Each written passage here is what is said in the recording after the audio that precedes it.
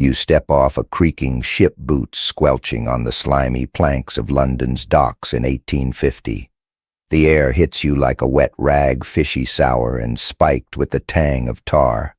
Shouts of dock workers mix with the squawk of gulls, and everywhere you look it's chaos, barrels rolling, ropes snapping, and wiry kids darting between crates eyeing your pockets. You're in Victorian London, the beating heart of an empire, but it feels more like a punch to the gut. Your first task, survive the sensory overload and find your bearings before some smooth-talking con artist helps you out of your last shilling. The docks are a labyrinth of narrow alleys and towering warehouses, each one crammed with goods from every corner of the globe. Tea from China, sugar from the Caribbean, and enough opium to knock out a horse. You dodge a sailor slurring in a language you can't place, his breath reeking of gin. The sheer scale of it all is dizzying. This is the port of London, the world's busiest, handling over 500 ships a month. You're not just in a city, you're in a machine, and it doesn't care if you're ground up in its gears. A canonical event shapes this madness, the 1851 opening of the West India docks, streamlining trade, but flooding the area with desperate workers and petty crooks. You clutch your bag tighter. Then there's the oddity that catches your eye, a street vendor hawking genuine mermaid bones to gullible newcomers. He's got a crowd waving what looks suspiciously like a fish spine glued to a chicken skull. You smirk, surely no one's buying this, but a wide-eyed tourist hands over a penny, and you realize the real hustle here isn't the bones. It's the hope of something magical in this grimy world. You sidestep the vendor, but his patter lingers, a reminder that in London everything's for sale, even dreams. Historians still debate whether these dockside scams were just petty crime or a twisted kind of theater for a city obsessed with spectacle. You need to move. The crowd presses in and you're jostled toward a narrow street where the noise softens but the danger doesn't. A woman in a tattered shawl hisses, "Oi, you look lost, need a guide." Her smile's all teeth and you're not falling for it. You've heard stories of guides leading greenhorns into alleys for a quick robbery. Instead, you follow the flow of workers toward the city's heart where gaslights flicker to life as dusk creeps in. The cobblestones are slick with who knows what, and you nearly trip over a stray dog gnawing on a crust. Joke number one, why don't London dogs beg? Because they've got better hustle than half the humans here. Your stomach growls, but the food stalls don't inspire confidence. A man selling hot eels, their slimy bodies wriggling in a bucket. You pass wondering if starvation might be the safer bet. The air's getting colder and you pull your coat tighter, noticing the stares, everyone sizing you up from the rag picker to the top-hatted gent who looks like he'd sell his own kids for a profit. You're not just a stranger, you're prey, but you're learning fast. Stick to the main roads, keep your wits sharp, and don't trust anyone who calls you mate. The docks behind you, you're now in the shadow of St. Catherine's Church, its bell tolling like a warning. You've got no map, no friends, and a pocket full of coins that won't last long. The city's a beast and you're in its belly. You spot a boarding house sign swinging in the breeze, but the thought of bed bugs and shared straw mattresses makes you hesitate. Joke number two. What's the difference between a London boarding house and a prison? The prison's got better food. You're not laughing though, night's falling and you need a plan. You push deeper into the city, the streets narrowing, the smells shifting from fish to soot. A boy no older than 10 tries to sell you a crumpled newspaper, his face smudged with dirt. You buy it more out of pity than need and catch a headline about a new dock expansion. It's a reminder London's growing, and so are its dangers. You tuck the paper under your arm and keep moving, the weight of the city pressing down. Survival here isn't just about dodging thieves, it's about outsmarting a world where everyone's playing their own game. By now you're bone-tired, but the energy of the streets keeps you going. You pass a pub, its windows glowing, laughter spilling out. Tempting, but you're not ready to let your guard down. You've made it through your first hour in London, but the real test is coming. The Thames is nearby. You can smell its foul breath, and with it a whole new set of challenges. Joke number 3, why's the Thames so moody? Because it's got to carry the weight of everyone's bad decisions. You're not sure if you're ready for what's next, but you've got no choice. Keep walking, keep watching, and maybe you'll make it to morning. You're trudging along the banks of the Thames now, the river's stench hitting you like a punch you didn't see coming. It's 1858, and the air's so thick with the reek of sewage you can taste it, rotten eggs mixed with something you'd rather not name. The water's a murky soup of waste dead fish and things you're trying not to think about. Every breath feels like a bad decision, and the folks around you aren't faring much better, handkerchiefs pressed to faces, eyes watering. Welcome to the great stink, the summer when London's river decided to fight back. Your job, keep your lunch down and figure out how to survive a city choking on its own filth. The Thames is no gentle stream. It's the city's lifeline and its sewer all in one. Barges chug along loaded with coal and timber while the water below them bubbles with what you're pretty sure isn't natural gas. People are tossing everything into it, garbage chamber pots, even the occasional dead dog. You gag stepping back from the edge, but there's no escape. The smells everywhere, creeping into your clothes, your hair, your nightmares. This is the canonical event of the hour, the great stink of 1858, when the river's pollution got so bad Parliament had to dunk their curtains in lime chloride just to sit through meetings. You're not sure if you're impressed or horrified that it took a stench this bad to make the bigwigs care. Then something odd catches your eye through the haze. A group of kids, barefoot and grinning, are fishing in the shallows, not for fish, but for coins, buttons, anything shiny that might have slipped from a pocket. They call themselves mudlarks, and one of them, a girl with a face like a smudged charcoal sketch, holds up a bent spoon like it's a trophy. Worth a halfpenny, this, she crows, and you can't help but admire her hustle. It's a weird kind of alchemy, turning river muck into money, but in this city survival's all about making something from nothing. You toss her a farthing and she winks, diving back into the sludge. Historians still debate whether mudlarks were just desperate scavengers or savvy entrepreneurs in a city that chewed up the weak. You keep moving the river on one side, crumbling buildings on the other. The heat's making it worse, July's got no mercy, and the sun's baking the Thames into a stink you can practically see. A street preacher's shouting about the end of days, blaming the river's wrath on London's sins.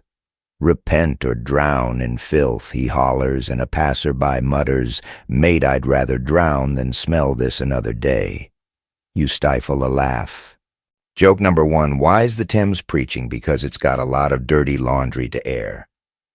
You're desperate for a break, but the river's banks are lined with hazards.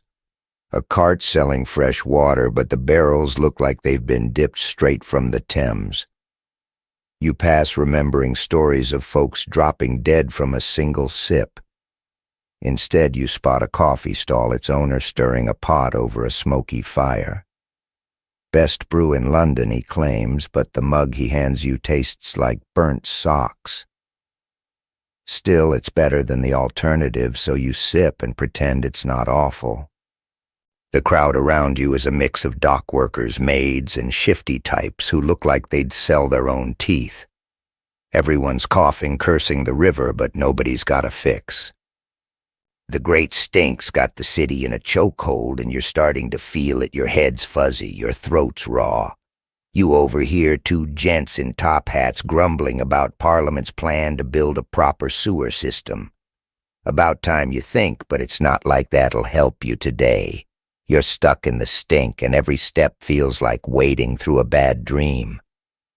A woman selling lavender sprigs shoves one under your nose. Blocks the smell love, she says. You buy it, but it's like putting a bandage on a broken leg. Joke number 2, what's a Londoner's favorite perfume? Anything that isn't the Thames. You're trying to stay sharp, but the river's got a way of dulling your senses. You remember the docks that mermaid bone scam feels like a lifetime ago, but it's a reminder London's full of traps, and this river's one of the biggest. You spot a bridge up ahead, maybe crossing it'll get you away from the worst of the smell, but the crowd's thick and you're jostled by a man carrying a cage of squawking chickens. Watch it. He snaps and you mutter an apology, keeping your hand on your coin purse. The bridge is packed with hawkers, beggars, and a guy playing a fiddle so out of tune it's practically a crime. You toss him a coin anyway, figuring he's earning it for sheer nerve. On the other side, the air's marginally better, but the Thames is still close, its stench trailing you like a bad ex. You're starting to understand the city's rhythm survival's about dodging the obvious dangers and spotting the sneaky ones. A boy tries to sell you a pamphlet about curing the stink with prayer, and you wave him off, but not before catching a glimpse of his hollow cheeks. This place doesn't spare anyone, not even kids. You're tempted to head back to the docks, but the memory of that chaos pushes you forward. The city's a puzzle, and you're still missing half the pieces. You pause by a crumbling wall, the river's gurgle a constant reminder of what you're up against. A group of workers is hauling barrels, their faces wrapped in rags like they're raiding a tomb. One of them catches your eye and nods, a rare moment of camaraderie in this cutthroat world. You nod back, clutching your lavender sprig like it's a lifeline. Joke number 3, why's the Thames so clingy? Because it's got too many skeletons in its closet to let you go. You're not sure how much more of this you can take, but the city's not done with you yet. The streets ahead are calling, and they're not any friendlier than the river behind you.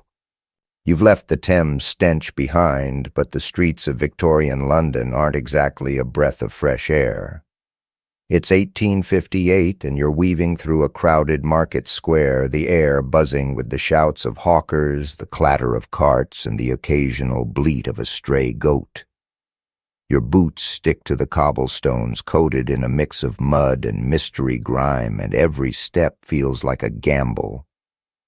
This is the city's pulsing heart, where survival means keeping your wits sharper than a pickpocket's blade. You're dodging scams, thieves, and the occasional flying cabbage, all while trying to blend into a crowd that smells like sweat and cheap tobacco.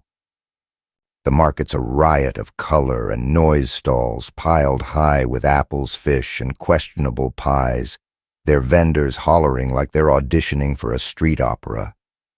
3 pence for a cod fresh as me wife's temper one yells, and you dodge his waving fish like it's a weapon.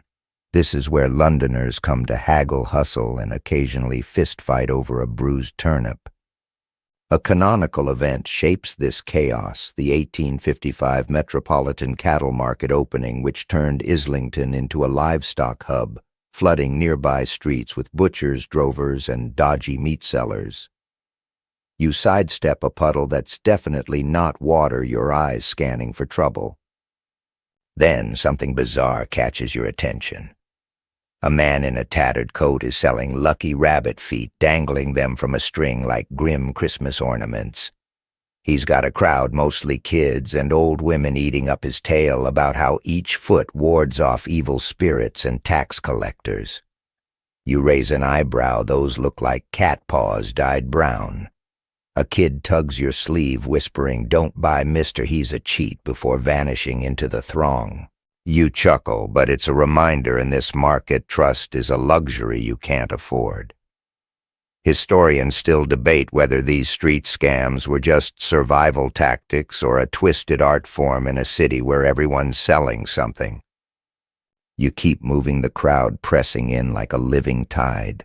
A woman with a basket of wilted flowers shoves one in your face.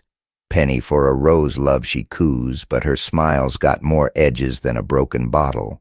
You wave her off, muttering, "Maybe next time," and she's already onto her next mark. The air's thick with the smell of fried onions and horse dung, and you're starting to miss the Thames joke number one. At least the river's stink was honest. Your coin purse feels lighter, though you haven't spent a penny. You pat it, relieved it's still there, but you're learning fast fingers are quicker than eyes in this place. The market's dangers aren't just pickpockets. A cartwheel snaps nearby, sending a load of potatoes tumbling, and a fight breaking out over who gets the free spuds. You steer clear, but not before a stray tuber rolls your way. You pocket it. Free food's rare, even if it's bruised.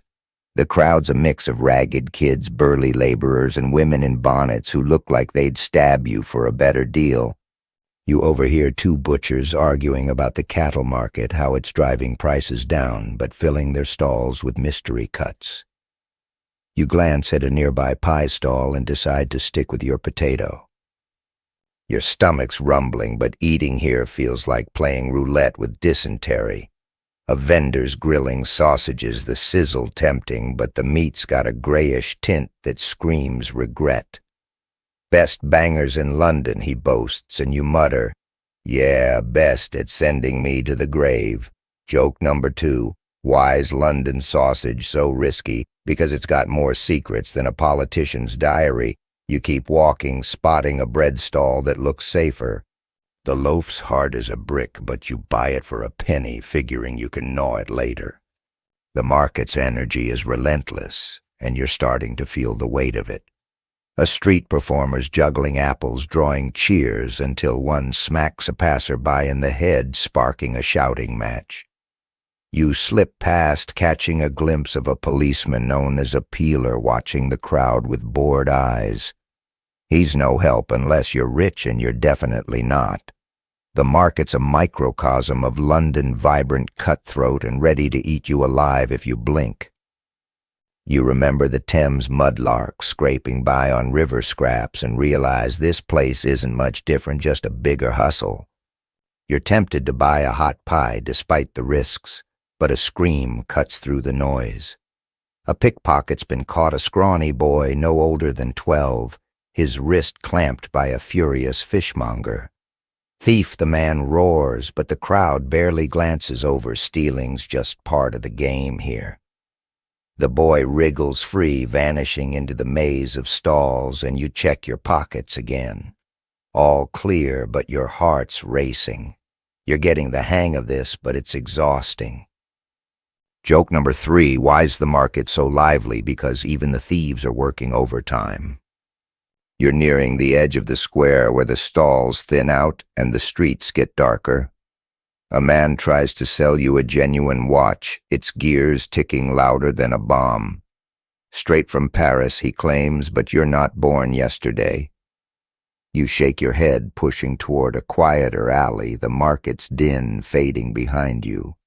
The potato and bread are your only spoils, and you're clutching them like gold. The city's teaching you its rules, one dodge at a time, but the lessons are brutal. You're not sure where you're headed next, but you know one thing: London streets don't give second chances. You're out of the market's chaos, but the streets of Victorian London don't exactly roll out the welcome mat. It's 1858 and you're trudging through a maze of narrow lanes, the air heavy with coal smoke and the sour tang of unwashed bodies. Your boots crunch on broken cobblestones, and every shadow seems to hide a new threat. Hunger's gnawing at your gut that potato and stale bread from the market aren't cutting it. You're faced with a grim choice: scrape by on the streets, or take your chances in the workhouse where the promise of food comes with a side of soul-crushing despair. Survival's a coin toss, and you're not sure which side you're rooting for. The workhouse looms in the distance, a hulking brick fortress that squats like a bad omen. Its walls are stained with soot, windows barred, and the faint wail of misery leaks out. This is where London sends its desperate orphans, widows, and anyone too broke to eat. A canonical event defines this place, the 1834 Poor Law Amendment Act, which turned workhouses into grim factories of discipline designed to make poverty feel like a crime. You hesitate at the gate where a grim-faced porter eyes you like you're already a burden. Got a trade or just here to leech, he grunts. You mutter something vague and keep moving, not ready to sign your life away for a bowl of gruel. Then something peculiar catches your eye. A woman outside the workhouse is handing out charity pies to a ragged line of kids, her smile as warm as the pastries. Seems kind, right? But you notice her slipping a pamphlet into each kid's hand, preaching about moral reform and God's plan. The pies are bait a way to recruit hungry souls for some shady religious outfit. You overhear a boy whisper, "Eat fast, ditch the sermon. Smart kid." It's a classic London trick. Nothing's free, not even kindness. Historians still debate whether these charity scams were genuine attempts at reform or just predatory schemes dressed up in piety. Either way, you're steering clear. You're trying to decide your next move, but the streets aren't making it easy. A cart rumbles by, splashing you with mud that smells suspiciously like the Thames. Watch where you're going. You snap, but the driver's already gone laughing. Joke number 1. Why's London mud so clingy? Because it's got a crush on your boots. Your stomach's screaming now, and the workhouse's promise of food, even if it's watery porridge, is starting to sound tempting. But you've heard the stories: families split up, kids forced to pick oakum till their fingers bleed, and a stench inside that makes the river seem like a rose garden. You keep walking, passing a group of men huddled around a fire sharing a bottle of something that smells like paint thinner. "Join us, mate," one slurs, but you wave him off. The streets are full of traps, and you're not falling for the friendly drink routine. You spot a sign for a soup kitchen, but the line's a mile long and the broth looks thinner than your patience. You're starting to understand why the workhouse exists. When you're this hungry, even a cage looks like a castle. But you're not there yet. You've got a few coins left, and you're banking on finding something edible before you're forced to choose. The city's relentless, each corner throwing up a new test. A girl selling matches tries to catch your eye, her voice barely a whisper. Penny for a bundle, she pleads, and you hesitate. She's tiny, shivering, and you're pretty sure she's not seeing a penny of her earnings. You buy a bundle more out of guilt than need, and she scurries off, probably to a boss who'll take it all. Joke number 2. Why's London so good at breaking hearts? Because it's got kids selling fire to stay warm. You tuck the matches in your pocket, wondering if they'll come in handy or just remind you how cruel this place can be. You're nearing the workhouse again, like the city's herding you toward it. The porter's still there now, yelling at a woman clutching a baby. No room for idlers, he barks, and she slinks away, tears streaking her face. You're starting to see the system for what it is: a machine that grinds up the poor and spits out profit for someone else. The Poor Law was supposed to fix poverty, but all it's done is make people like you choose between starvation and slavery. You're not ready to give up, though. You remember the market, the way you dodge those pickpockets, and you tell yourself you're tougher than this city thinks. You turn down a side street, hoping to find a cheap tavern or a stall with something that won't kill you. The air's colder now, and the gas lights are flickering to life, casting long shadows that make every passerby look like a threat. A man tries to sell you a cure-all tonic, claiming it'll fix your hunger and your bad luck. Only a shilling, he says, but you've had enough of London's miracles. You keep moving, the workhouse's shadow still lurking in your mind. Joke number 3, why's the workhouse so popular? Because it's the only place in London where the food's worse than the streets. You're exhausted, but the city doesn't care. You spot a bakery, its window glowing with the promise of fresh bread. The price is steep, 2 pence for a loaf, but your stomach's calling the shots now. You buy it, the crust still warm, and take a bite, savoring the first decent thing you've tasted all day. It's not much, but it's enough to keep you going. The workhouse can wait. You're not beaten yet, but London's got more tricks up its sleeve and you're nowhere near safe. You're still on the move, clutching that precious loaf of bread like it's your ticket out of Victorian London's grinder. It's 1854 now, and the streets are quieter but no less treacherous, the air tinged with a damp chill that seeps into your bones. You're in a poorer part of town, where the houses lean together like drunks, their windows patched with rags. The smell's different here, not the Thames outright assault, but a subtler rot like mildew and despair. Your biggest threat now isn't pickpockets or workhouses. It's the invisible killer lurking in the water. Cholera's tearing through the city, and every sip you take could be your last. You're dodging contaminated pumps, trying to stay alive in a place where even the basics can betray you. The streets are dotted with hand-pumped wells, each one mobbed by women and kids hauling buckets. They look harmless, but you've heard the whispers, people dropping dead after a single drink, their faces blue, their bodies twisted in agony. This is the canonical event, the 1854 Broad Street cholera outbreak, when Dr. John Snow mapped the deaths and pinned the blame on a single pump, proving the disease spread through water, not bad air. You steer clear of a pump where a queue's forming, noticing the water's got a cloudy sheen. "Ain't nobody died today," a boy shouts, splashing his face. You wince, hoping he's right, but doubting it. Then something odd catches your eye. A man set up a cart nearby, selling cholera-proof tonics in grimy bottles, his pitch louder than a carnival barker's. "One swig and you're safe as a bishop," he hollers, waving a vial of what looks like diluted mud. A desperate woman hands over a shilling, and you can't tell if she's brave or just broken. You overhear a skeptic mutter, "Only thing that cures is a grave." It's a grim hustle, preying on fear, but in a city where death's a neighbor, people will buy anything that promises hope. Historians still debate whether these tonic sellers were cynical crooks or just deluded optimists caught in the panic. Either way, you're not drinking that sludge. You keep walking, your throat parched, but your instincts screaming to avoid the pumps. The bread's keeping you going, but water's a problem you can't ignore. You spot a tavern, its sign promising clean ale, and figure it's safer than whatever's coming out of the wells. Inside, the air's thick with pipe smoke and the tang of spilled beer. "Ale's a penny," the barman grunts, and you pay, sipping cautiously.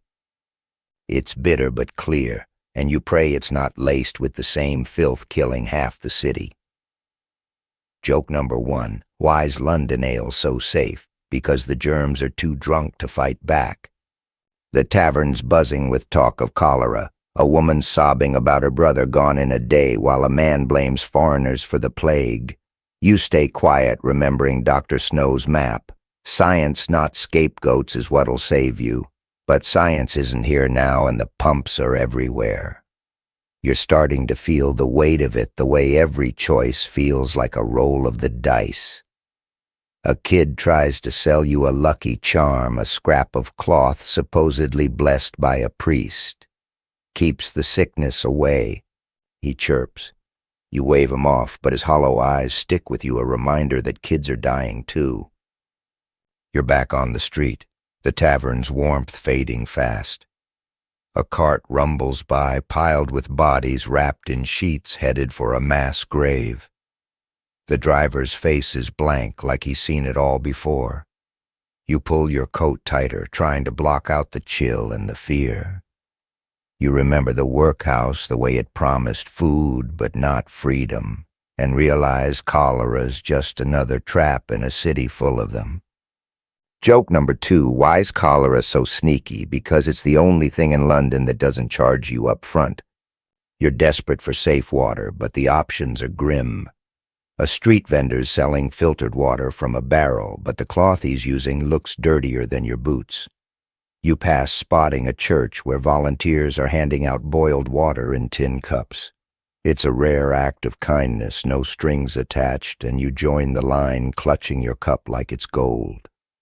The water's warm and tasteless, but it's the first thing you've trusted all day. God bless you, the volunteer says, and you nod too tired to care if it's a sermon or not. The city's relentless, each street a new test.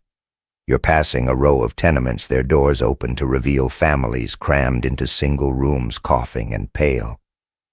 Cholera doesn't care about your address, but it hits the poor hardest. You're starting to understand the stakes. Survival's not just about dodging thieves or hunger. It's about outsmarting a city that's rigged against you. Joke number 3. Why's London so thirsty? Because the only thing it's drinking is your will to live. You're nearing a quieter street, the pumps fewer, but the fear still thick. You've got your bread, your ale, your boiled water, but you're not safe. The memory of the markets hustle, the Thames stink, the workhouse's shadow, they're all piling up, making you feel like you're carrying the city on your back.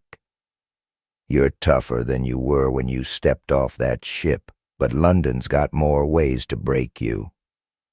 The next street's calling, and you're not sure what's waiting, only that you'll have to face it one careful step at a time. You've dodged cholera's grip, but London's got no shortage of ways to grind you down. It's 1854, and you're trudging toward the industrial heart of the city, where the air's thick with coal dust and the clang of machinery rattles your teeth. You're in a factory district now, the streets lined with hulking brick buildings that belch smoke like dragons with a bad habit. Your boots are caked with ash, and every breath feels like you're swallowing grit. You've landed a job sort of in a textile mill where the promise of a wage comes with a side of danger. Survival means keeping your fingers, your lungs, and your sanity intact in a place where none of those are guaranteed. The factory's a beast, its looms thundering like a storm that never stops. You're surrounded by workers, men, women, and kids as young as 8 hunched over machines that whir and snap with enough force to crush a hand. The air's a haze of cotton fibers sticking to your sweat-soaked skin, and the heat's so intense you're half expecting to melt. This is the canonical event, the 1833 Factory Act, which was supposed to limit child labor and improve conditions, but mostly just annoyed factory owners who found loopholes faster than you can say profit. You're assigned to a loom, and the foreman's barking orders like you're a dog. Move faster or you're out, he snaps. You nod, already hating this place. Then something weird catches your eye through the factory's grime. A kid no older than 10 is crawling under a running machine to grab a dropped shuttle, his tiny body inches from spinning gears. The other workers barely glance over. It's normal here, apparently. But then the kid emerges grinning and ties a red ribbon to the machine's frame, muttering about it being good luck. You blink superstition in a place this brutal. Yet you notice other machines with similar charms, scraps of cloth or string dangling like tiny rebellions against the chaos. Historians still debate whether these rituals were just coping mechanisms or a quiet way to claim control in a world that offered none. Either way, that kid's braver than you feel right now. You're trying to keep up, but the loom's a monster, its rhythm unforgiving. Your hands are already sore, and you're dodging threads that could tangle you into the machine's jaws. The noise is deafening, clattering metal, shouted curses, and the occasional scream when someone's not quick enough. You spot a girl, maybe 12, with a bandage where her finger used to be. Happens all the time, she says, shrugging like it's no worse than a paper cut. You force a smile, but your stomach's churning. Joke number 1, why's the factory so loud? Because it's screaming for you to run. The air's getting to you, each breath a scratch in your throat. You're coughing now, and you're not the only one. Half the workers sound like they're auditioning for a tuberculosis ward. You remember the cholera pumps, the way something as simple as water could kill, and realize the factory's no different. The fibers in the air, the dust, the heat, they're all slow poison. A woman next to you offers a rag to tie over your face, keeps the worst out, she mutters. You take it grateful, but it smells like sweat and despair. Still, it's better than nothing, and you're learning to take what you can get. Break time's a myth here, but you snag a moment to lean against a wall, your legs aching. A boy's selling tea from a bucket, lukewarm and tasting like rust, but you buy a cup for a farthing. It's awful, but it's wet, and after the cholera scare, you're just glad it's not deadly. The other workers are scarfing down bread or potatoes, their faces gray with exhaustion. You pull out your own breadcrumbs from that bakery and chew slowly, trying to make it last. Joke number 2, why's factory food so bad? Because it's the only thing tougher than the machines. You're starting to see the rhythm of this place, the way it chews up bodies and spits out cloth. The foreman's back yelling about quotas, and you're back at the loom, your hands moving faster than your brain. You're thinking about the Factory Act, how it was supposed to stop kids from working 12-hour shifts. But that ribbon-tying kid's still here, dodging death for a penny a day. The law's a joke, and you're not laughing. You're also thinking about the market, the Thames, the workhouse, each one a different kind of trap, but this factory might be the worst yet. It's not just your body at risk, it's your hope. The shift drags on hours, blurring into a haze of noise and sweat. You're dodging the foreman's glare, the machine's teeth, and the growing ache in your chest. A man collapses nearby, coughing blood, and the others just step over him like he's a broken tool. Lung rot, someone mutters, and you realize that's what you're breathing in. Joke number 3, why's the factory so cozy? Because it's got a warm welcome for your funeral. You're not sure how long you can keep this up, but quitting's not an option. The streets are waiting, and they're no kinder than this place. You're nearing the end of the shift, the factory's roar finally easing as machines slow. You're alive, fingers intact, but you're not celebrating. The kid with the ribbon waves at you, his grin a flicker of light in this hellhole. You wave back, wondering if his luck will hold. The factory's taught you something. London doesn't just break you. It makes you fight for every scrap of yourself. The next street's out there, and you're not sure what's coming, but you're carrying this place with you. It's dust in your lungs, it's lessons in your bones. You've stumbled out of the factory's choking grip, your lungs still burning from cotton dust. But London streets don't offer much relief. It's 1854, and night's fallen, draping the city in a haze of gaslight and shadows. You're in a rough part of town now, where the cobblestones are uneven, and the air carries a sticky sweetness you can't quite place. Your legs are heavy, your pockets near empty, and the promise of a drink is pulling you toward a glowing gin palace, its windows blazing like a beacon for the desperate. This is the gin craze, a city-wide addiction that's cheaper than bread and twice as dangerous. You're about to learn that surviving London means dodging not just thieves, but your own bad decisions. The Gin Palace is a sight-polished, mirrors brass fittings, and a crowd that's half drunk, half fighting. Inside, the air's thick with tobacco smoke and the sharp bite of spirits served in chipped glasses for a penny a shot. You elbow your way to the bar, where a barmaid with a tired smile sloshes gin into your glass. It burns, going down like swallowing a lit match, but it's warm, and for a moment you forget the factory's grind. This is the canonical event, the 1830s gin craze peaking, when distilleries flooded London with cheap liquor, turning streets into open-air asylums. You sip again, feeling the room tilt, and wonder if you're one drink away from joining the chaos. Then something bizarre catches your eye through the haze. Outside, a street fight's brewing, but it's not your typical pub brawl. 2 women's skirts hiked up are squaring off, each clutching a live rooster like it's a weapon.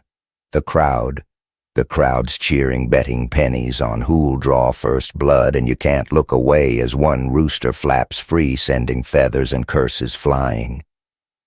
It's absurd, like a fever dream born of too much gin. but you overhear a regular say it's a cockfight grudge match, a weird local tradition to settle scores. Historians still debate whether these drunken spectacles were just entertainment or a twisted way to vent the city's rage. Either way, you're glad you're not holding a chicken right now. You're trying to stay sharp, but the gin's making your head fuzzy and the palace's energy is infectious. A man next to you singing a bawdy tune, sloshing his drink on your coat. "Live a little, mate," he slurs, and you manage a grin, dodging his next splash. Joke number one: why's gin cheaper than water in London? Because the Thames is too embarrassed to compete. You're tempted to order another, but your coins are dwindling, and you've heard stories of folks waking up in alleys, robbed blind after a night like this. The barmaid's eyeing you, probably wondering if you're good for another round or just another fool about to lose his shirt. The crowd's getting rowdier, and you're starting to feel the gin's pull, like it's whispering sweet lies about how you can handle one more. You remember the factory. The kid with the ribbon, the cholera pumps, London's traps are everywhere, and this place is one of them. You spot a pickpocket working the room, his fingers dancing over a drunk's coat. "Oi, watch it," you snap louder than you meant, and he bolts the crowd laughing like it's part of the show. You're not here to play hero, but you're learning. Let your guard down, and this city eats you alive. You step outside for air, the cold slapping you back to reality. The rooster fights over one woman's holding a bloody bird, grinning like she's won the crown. You shake your head, half amused, half horrified.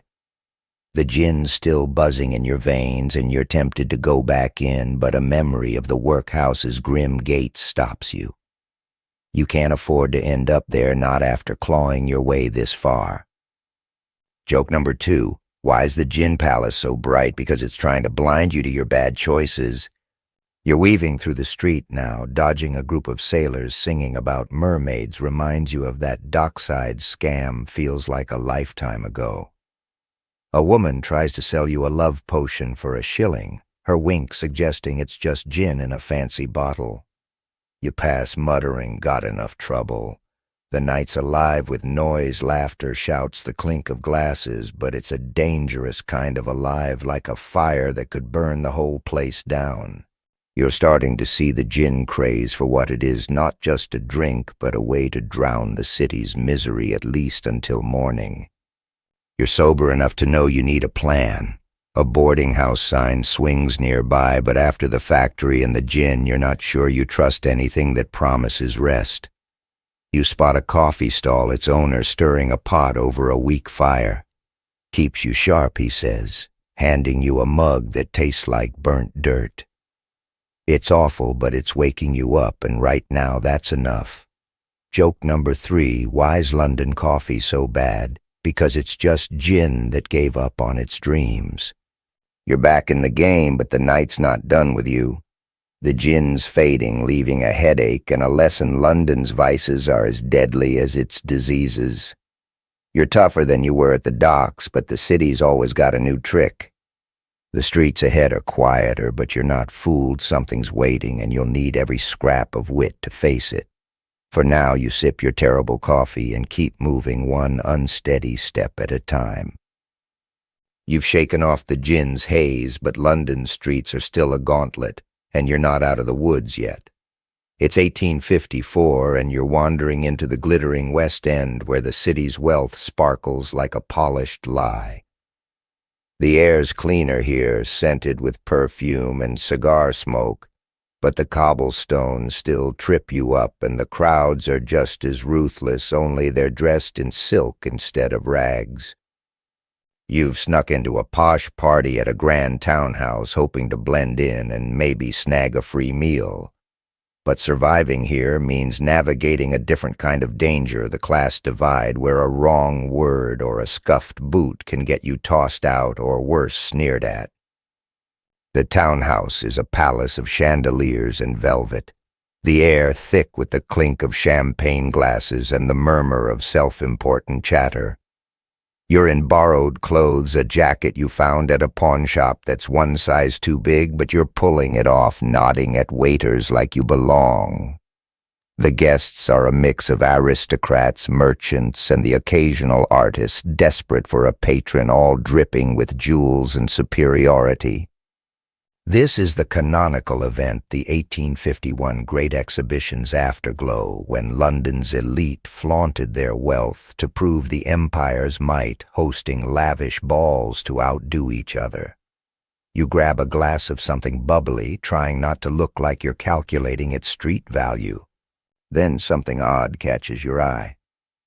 A guest, some lord with a mustache like a walrus, is showing off a genuine shrunken head from the colonies, passing it around like it's a party favor. The crowd oohs and ahs, but you notice the thing's got stitching that looks suspiciously like it came from a Whitechapel tailor. It's a fake, probably sold by a dockside hustler like that mermaid bone guy. But these toffs are eating it up, too rich to question their own exotic fantasies.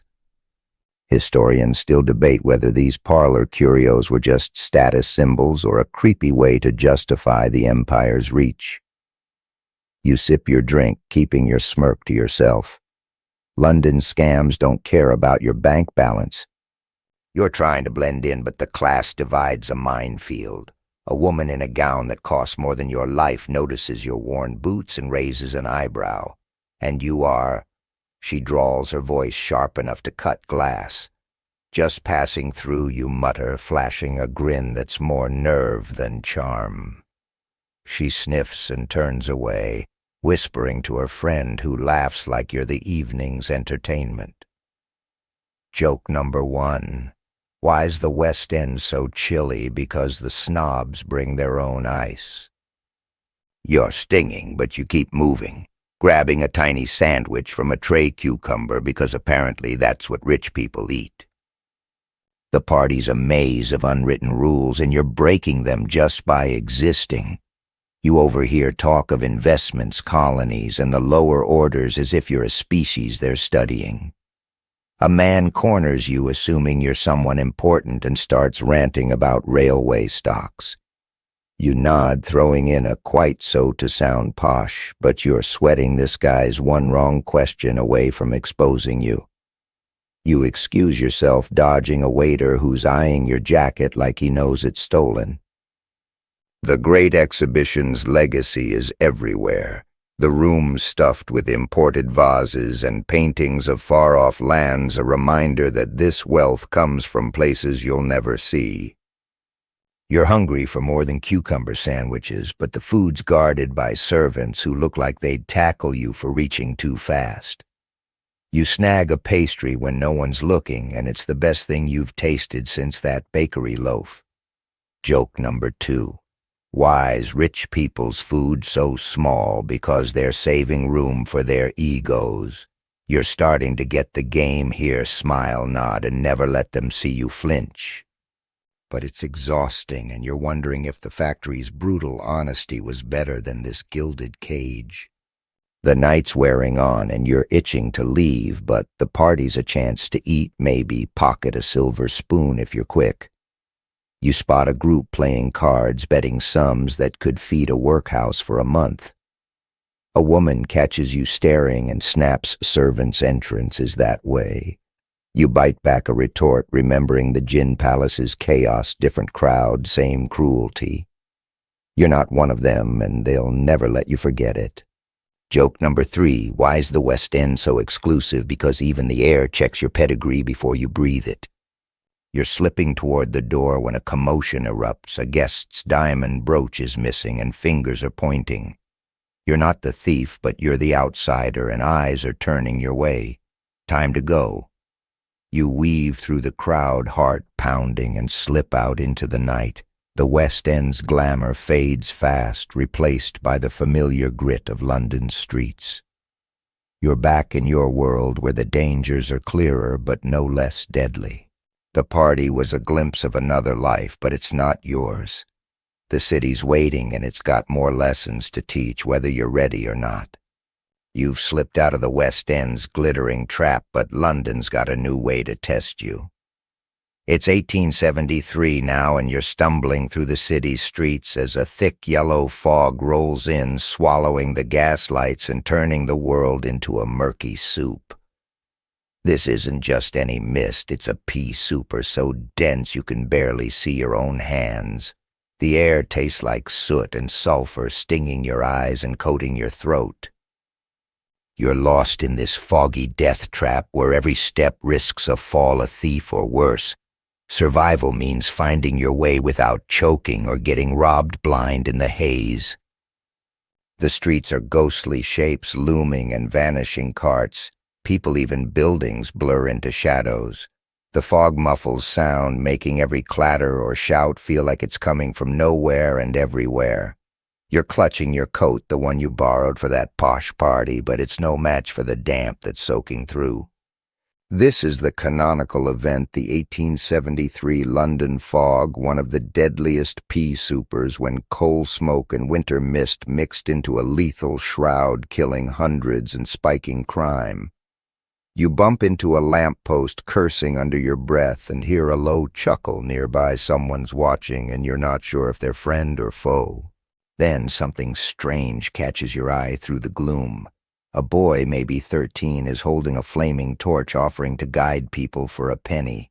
He's chanting, "Light your way safe today," like it's a spell, but his grin's got a hustler's edge. You squint and notice he's got a mate trailing behind, eyeing pockets in the fog's cover. It's a classic scam, pay for the light, lose your wallet. You wave him off, muttering, "I'll manage," but his torch flickers in your mind, a reminder that even hope's for sale here. Historians still debate whether these fog guides were savvy kids or part of organized crime rings exploiting the chaos. Either way, you're keeping your coins close. You're trying to navigate, but the fog's a maze without walls. A horse-drawn cab nearly clips you, its driver swearing as he vanishes into the mist. Bloody fog, you snap, heart racing. Joke number 1, why's London fog so rude? Because it cuts you off without an apology. You're aiming for a main road, hoping for more light, but every turn feels wrong. The air's getting thicker and you're coughing now, each breath a gritty stab. You remember the factory's dust, the Thames stink. This city's always trying to choke you one way or another. You're not alone in this mess. Shadows move, some are just lost souls like you, others are trouble. You hear a scream cut short, and your hand goes to your pocket where you've got a rusty knife you picked up after the gin palace. A woman's voice calls, "Help my purse," but you hesitate, could be a lure. You keep moving, hating yourself a little, but knowing London doesn't reward heroes. A tavern's glow flickers ahead, and you aim for it, dodging a man who's muttering about ghosts in the fog. You roll your eyes but can't shake the chill his words leave behind. The tavern's packed its air only slightly better than outside. You buy a pint of ale, water's still a gamble after the cholera days, and eavesdrop on the chatter. Fog's a thief's best mate, a man grumbles, checking his watch chain. Another blames the coal fires, saying the city's smoking itself to death. The 1873 fog's a killer. They say hospitals are full and bodies are piling up in alleys. You sip your ale trying to plan your next move, but the fog's trapped you as much as the workhouse ever could. Joke number 2, why's the fog so clingy? Because it's the only thing in London that wants to stick around. You're tempted to stay, but the tavern's not safe either. Too many eyes, too many hands. You step back into the fog, pulling your scarf over your face like it'll help. A street vendor's selling fog masks, just rags dipped in some dubious liquid. "Breathe easy for a penny," he shouts, but you pass, figuring your scarf's less likely to poison you. You're starting to get the city's rhythm. Every crisis breeds a hustle, from mermaid bones to torch boys. You're tougher now, but the fog's a new kind of enemy, one you can't outrun or outsmart. You're groping along a wall, hoping it'll lead somewhere familiar, when you hear footsteps behind you. "Lost, are ya?" a voice rasps, and you spin, knife ready. It's just an old woman, her face half hidden by the fog, offering directions for a farthing. You're not falling for it, but you toss her a coin anyway, more out of pity than trust. She cackles and points left, and you follow, praying it's not a trap. Joke number 3, why's the fog so sneaky? Because it's got more secrets than a pickpocket's pockets. You're still lost, but you're moving, and that's something. The fog's a reminder London doesn't care if you're rich or poor, clever or dumb. It'll swallow you all the same. You're carrying the weight of the docks, the factory, the gin palace, but you're not done yet. The next street's out there somewhere, and you'll find it one blind step at a time. The fog's finally thinning, but London's shadows don't let up. It's 1873, and you're in Limehouse, a gritty corner of the East End, where the streets smell of tarfish and something faintly sweet that sets your nerves on edge. The gaslights are dim here, casting long flickering shadows, and the air's heavy with damp from the nearby Thames. You're exhausted, your boots caked with mud from the pea souper, but curiosity, or maybe desperation, has led you to a narrow alley where a faded sign promises rest and relief. This is an opium den, a murky underworld where dreams are cheap and dangerous. Surviving means resisting the pipe's lure while keeping your wits in a place where everyone's half gone already. The den's a cramped, smoky room lit by a single lantern that barely cuts through the haze. Men and women sprawl on tattered mats, their eyes glassy pipes clutched like lifelines. The air's thick with a cloying sweetness that makes your head swim, and the silence is eerie, broken only by soft murmurs and the occasional cough. This is the canonical event, the 1870s opium trade boom, when London's docks funneled cheap opium from China, turning places like Limehouse into dens of addiction and escape. You're offered a pipe by a gaunt man with a smile like a cracked window. "First one's free," he whispers. You shake your head, but the temptation's there, whispering back. Then something odd catches your eye. A woman in the corner, her silk dress out of place among the rags, is sketching the sprawled figures with quick, feverish strokes. She's not high, she's too alert, her eyes sharp as she captures the den's misery on paper. You overhear her mutter about showing the world the truth, and realize she's an artist or reformer, maybe both, using the den as her canvas. It's a strange kind of courage, diving into this pit to expose it. Historians still debate whether these reformers were driven by compassion or just chasing fame by parading the poor's pain. Either way, she's braver than you feel, standing there with your heart pounding. You're trying to stay focused, but the opium's scent is seductive, curling around your thoughts like a warm blanket. You remember the gin palace, how it nearly pulled you under, and this feels worse, slower, sneakier. A man stumbles past, muttering about paradise, but his face is a skull wrapped in skin. "You sure you don't want to puff?" the pipe man presses, and you snap. "I'm good, mate." Your voice is sharper than you meant, and he shrugs, already eyeing his next mark. Joke number 1. Why's the opium den so quiet? Because everyone's too busy dreaming they're somewhere else. You're itching to leave, but the den's got a pull like the city itself. You spot a kid, barely a teenager, curled up with a pipe, and your stomach twists. He's probably a dock worker spending his last penny to forget the grind. You want to drag him out, but you're no hero, just another soul trying not to drown. The artist woman catches your eye, nodding slightly like she knows the fight you're waging. You nod back, clutching your knife, the one you've carried since the fog.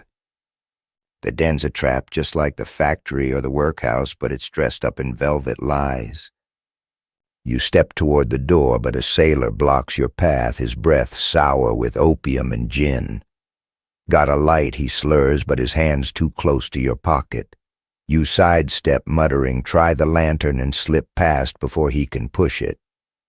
The alley's a relief, cold air slapping you awake. You're shaking not just from the chill. Joke number 2. Why's the opium den so cozy? Because it's the only place in London that doesn't care if you never leave. You're starting to see the pattern. Every corner of this city offers a way to lose yourself, whether it's gin work or smoke. You're back on the street, the den's glow fading behind you. A vendor's selling dumplings from a cart, their steam a faint comfort in the damp night. You buy one, burning your tongue but savoring the warmth. It's not much, but it grounds you like that bakery loaf from what feels like years ago. The Thames is nearby. You can hear its sluggish churn, and you're reminded of the mudlarks the cholera pumps the fog. London's a machine that chews up dreams, and you're still caught in its gears. You're tougher now, but the den's left a mark, a whisper of how easy it'd be to give up. A woman tries to sell you a lucky charm, a scrap of silk probably stolen from a den. Keeps the devils away, she says, but you wave her off, thinking the real devil's this city itself. Joke number 3, why's Limehouse so dreamy? Because it's got more smoke than a factory chimney. You're moving again, the street stretching out like a challenge. You don't know what's next, but you're not stopping, not yet. You've escaped the opium den's sticky haze, but London's got darker shadows waiting. It's 1888 now, and you're in Whitechapel, where the streets are narrow, the air's thick with coal smoke, and every alley feels like it's holding its breath. The gaslights flicker, barely cutting through the damp night, and your boots splash in puddles that smell like despair. Fear's the currency here, thanks to a killer no one's caught. You're tiptoeing through Jack the Ripper's shadow, where every stranger's a threat and every sound's a warning. Surviving means keeping your eyes open and your steps quick in a city gripped by panic. Whitechapel's a warren of crumbling tenements and raucous pubs, the kind of place where hope goes to die. Women in tattered shawls linger at corners, their laughs brittle, while men with hard eyes watch from doorways. The papers are screaming about the Ripper, 5 women dead, maybe more, their bodies left like grim calling cards. This is the canonical event, the 1888 Jack the Ripper murders, a killing spree that turned Whitechapel into a nightmare and baffled police with no leads. You're clutching your knife, the one from the fog, and checking over your shoulder every few steps. The air's heavy, like the city's waiting for the next scream. Then something odd catches your eye. A street artist's chalking a mural on a wall, sketching a cloaked figure with a bloody knife surrounded by flowers. It's eerie, almost reverent, and a small crowd's gathered, tossing pennies into his cap. Is he mocking the Ripper or mourning the victims? You can't tell, but the flowers make you think of the women no one's naming. It's a strange tribute in a place this raw. Historians still debate whether these street tributes were acts of defiance or just ghoulish profiteering off the city's fear. You drop a farthing in his cap, more for the women than the art, and move on. You're trying to stay calm, but Whitechapel's got a pulse of its own, and it's racing. A woman calls out, "Fancy a chat, love," but her eyes are scanning the shadows, and you wave her off gently, not wanting trouble. "Stay safe," you mutter, and she nods like she knows it's a long shot. Joke number 1, why's Whitechapel so jumpy? Because even the rats check their backs. You're sticking to the main roads, but main here just means less mud and more drunks. A pub's spilling noise and light, and you're tempted to duck in, but the Rippers made every doorway feel like a trap. You keep moving, passing a newsboy shouting about the latest murder, his papers selling faster than hot pies. "Ripper strikes again," he yells, and you buy one, scanning the details. Another woman, another alley, no witnesses. The city's obsessed, but you're just trying to survive the night. You remember the opium den, the way it offered escape, and realize fear's doing the same here, paralyzing you, making you second-guess every step. A man bumps into you, his coat brushing your arm, and you spin, knife half drawn. "Easy, mate," he says, hands up, and you mutter an apology, heart hammering. The street's getting quieter, but that's worse. Silence means you're alone with the shadows. You spot a policeman, his lantern swinging, but he's more decoration than protection. The Rippers outsmarted them all. You're thinking about the gin palace, the factory, the fog, each a different kind of hell, but Whitechapel's the first that feels personal, like the city's daring you to blink. Joke number 2, why's the Ripper so famous? Because he's the only one in London who doesn't need a business card. You're desperate for a break, but there's no safe harbor here. Of vendors selling Ripper-proof locks, just bits of iron with a fancy name, and you scoff passing by. Then you see a church, its doors open, a few women praying inside. You step in, not for faith, but for the quiet, the candlelight, a small rebellion against the dark. An old woman hands you a cup of tea, no charge, and you sip it, the warmth steadying your hands. It's the first kind thing you've seen in hours, and it's almost enough to make you forget where you are. Almost. You're back outside, the tea's warmth fading fast.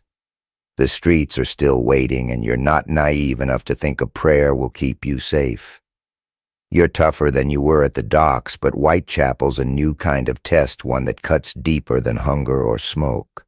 Joke number 3. Why's Whitechapel so dark? Because even the stars are too scared to shine here. You're moving again, the knife a cold comfort in your pocket. The city's not done with you, and somewhere out there the next challenge is lurking, ready to pounce. You've slipped out of Whitechapel's chilling grip, but London's streets never let you rest easy. It's 1888, and you're back in the city's bustling core, where the clang of hooves and the shouts of drivers drown out the Ripper's shadow. The air's thick with coal dust and the sharp whiff of horse sweat, and your boots are fighting a losing battle against the muddy roads. You're trying to get across town, and that means braving public transport, specifically a horse-drawn omnibus that's more death trap than convenience. Surviving means holding on tight, keeping your pockets safe, and praying the whole rickety thing doesn't tip over into the muck. The omnibus is a beast, a double-decker contraption packed with passengers like sardines in a tin. You squeeze onto a bench wedged between a woman with a squawking basket of chickens and a man who smells like he bathed in gin. The driver cracks his whip and the horses lurch forward, the wheels wobbling on uneven cobblestones. This is the canonical event, the 1870s omnibus boom, when these overcrowded, under-regulated vehicles became London's main transport, carrying millions but tipping over with alarming regularity. Hold fast, the conductor barks as the bus sways, and you grip the seat, already regretting this choice. Then something odd catches your eye through the grimy window. A street performer's balancing on a unicycle, juggling apples while dodging carts and cabs, his hat brimming with coins from passers-by. It's a lunatic act. In this chaos, omnibuses and hansoms are swerving around him, yet he's grinning like he's untouchable. You can't help but admire the nerve, but you wonder if he's dodging hooves for pennies or just chasing the thrill. Historians still debate whether these street performers were desperate showmen or reckless artists flaunting their skill in a city that ate the weak. Either way, he's got more guts than you clinging to this rattling death trap. The omnibus hits a pothole and you're nearly thrown into the chicken lady's lap. Mind your manners, she snaps, clutching her basket like it's gold. You mutter an apology, but your hand's on your coin purse. Pickpockets love these cramped rides. Joke number 1. Why's the omnibus so cozy? Because it's the only place in London where strangers share your personal space for free. The road's a mess, churned to sludge by rain and hooves, and every jolt feels like the bus is one bad turn from flipping. You overhear 2 men griping about fares, 6pence for a ride that might kill you seems steep. You're trying to stay calm, but the bus's sway is making your stomach churn. A kid's hanging off the back, hitching a free ride until the conductor spots him and swings a stick. Off you rat, he yells, and the kid bolts laughing. You'd laugh too, but you're too busy praying the horses don't slip. The omnibus is a microcosm of London, crowded, cutthroat, and barely holding together. You remember the Ripper's alleys, the opium den's haze, and realize this is just another trap, only it's moving at 10 miles an hour. The bus stops to let passengers off, and you seize the chance to stretch your legs, but the conductor's shouting, "Back on or walk," you climb back. Noticing a woman selling Lucky Charms from her seat bits of string she claims ward off accidents. "Penny for safety," she chirps, but you pass figuring luck's not on this bus's schedule. Joke number 2, why's the omnibus so charming? Because it's got more scams than seats. The ride resumes, and you're starting to feel the city's rhythm survival's about dodging the obvious dangers and outsmarting the sneaky ones like the hand you just felt brush your pocket. You're nearing your stop, but the bus hits a muddy patch, sliding sideways with a groan. Passengers scream chicken squawk, and you brace for impact, but the driver steadies the horses, cursing loud enough to wake the dead. "All part of the fun," he shouts, and you're not sure if he's joking or insane. The other passengers are shaking their heads, used to this madness. You're thinking about the factory, the fog, the gin palace, each a different kind of chaos. But this bus might be the wildest yet. It's not just the risk of crashing, it's the way it forces you to trust a system that clearly doesn't care if you make it. The bus finally pulls up to a crowded square, and you scramble off, knees wobbly but alive. The gin-soaked man claps your shoulder. "Good ride, eh?" he slurs, and you nod, too tired to argue. Joke number 3, why's the omnibus so thrilling? Because it's the only ride in London that comes with a free heart attack. You're back on solid ground, but the city's not done with you. The streets stretch out alive with new dangers, and you're carrying the weight of every near miss. You take a deep breath, dodge a passing cart, and keep moving, ready for whatever's next. You've survived the omnibus's wild ride, but London streets are still a gauntlet, and your nerves are frayed. It's 1888, and you're in the East End, where the air's thick with sweat soot and the faint tang of phosphorus. The cobblestones are slick with grime, and your boots, already battered from Whitechapel's alleys, are barely holding together. You've stumbled into a crowd of women, their faces pale and hands trembling, gathered outside a match factory. They're not working today. They're striking, risking starvation for a shot at dignity. You're swept up in the 1888 match girls strike a fight that's as much about survival as it is about justice. Your job, stay sharp, pick a side, and don't get crushed in the chaos. The crowd's buzzing with anger and hope, women shouting about low-pay toxic work and bosses who'd rather see them dead than lose a penny. Placards bob above their heads. Fair wages, no more fines, and their voices carry a raw defiance that makes the air crackle. This is the canonical event, the 1888 match girls strike, when 400 women at Bryant and May's factory walked out, sparking a labor movement that shook London's industrial elite. You're jostled by a girl barely 16, her cheeks sallow from phosphorus fumes. "You with us or against us?" she demands, eyes fierce. You raise your hands, muttering, "With you," and she nods, handing you a flyer that smells of ink and rebellion. Then something odd catches your eye. A man in a bowler hat, clearly out of place, is slipping coins to a few women at the crowd's edge, whispering something about going back to work. He's a factory stooge trying to break the strike with bribes, but the women pocket the money and jeer him off, their laughter sharp as broken glass. It's a strange mix of cunning and defiance, a reminder that in this city even loyalty's gotta hustle. Historians still debate whether these strikebreakers were just desperate or deliberately sabotaging the cause for their own gain. Either way, you're impressed by the women's nerve, turning the tables on a game rigged against them. You're trying to keep up, but the crowd's energy is overwhelming, a tide of voices and bodies that could sweep you away. A woman shouting about phossy jaw, the gruesome disease from phosphorus that rots bones. Some of these girls have it, their faces scarred and swollen. You wince, thinking of the factory's toxic air, worse than anything you breathed in the textile mill. They'd rather we die than pay us fair, a striker spits, and you nod, feeling the weight of her words. Joke number 1, why's the match factory so generous? Because it gives you a glowing smile, literally. The street's a battleground with police looming at the edges, their truncheons ready. You're not here to fight, but you're caught in the current, chanting along to keep from standing out. Fair pay, fair day, the women shout, and you join in, your voice hoarse.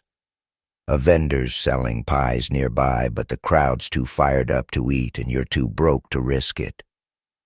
You remember the omnibus, the way it nearly killed you, and realize this strikes another kind of risk defying the bosses could land these women in the workhouse or worse. You're starting to see London's pattern. Every choice is a gamble, and the house always wins. A scuffle breaks out, a policeman's grabbed a striker, and the crowd surges yelling. You step back, not wanting to catch a truncheon, but you're rooting for the women. A girl tosses a rotten apple at the cop, and it splats on his helmet, drawing cheers. You grin, but your hand's on your knife just in case.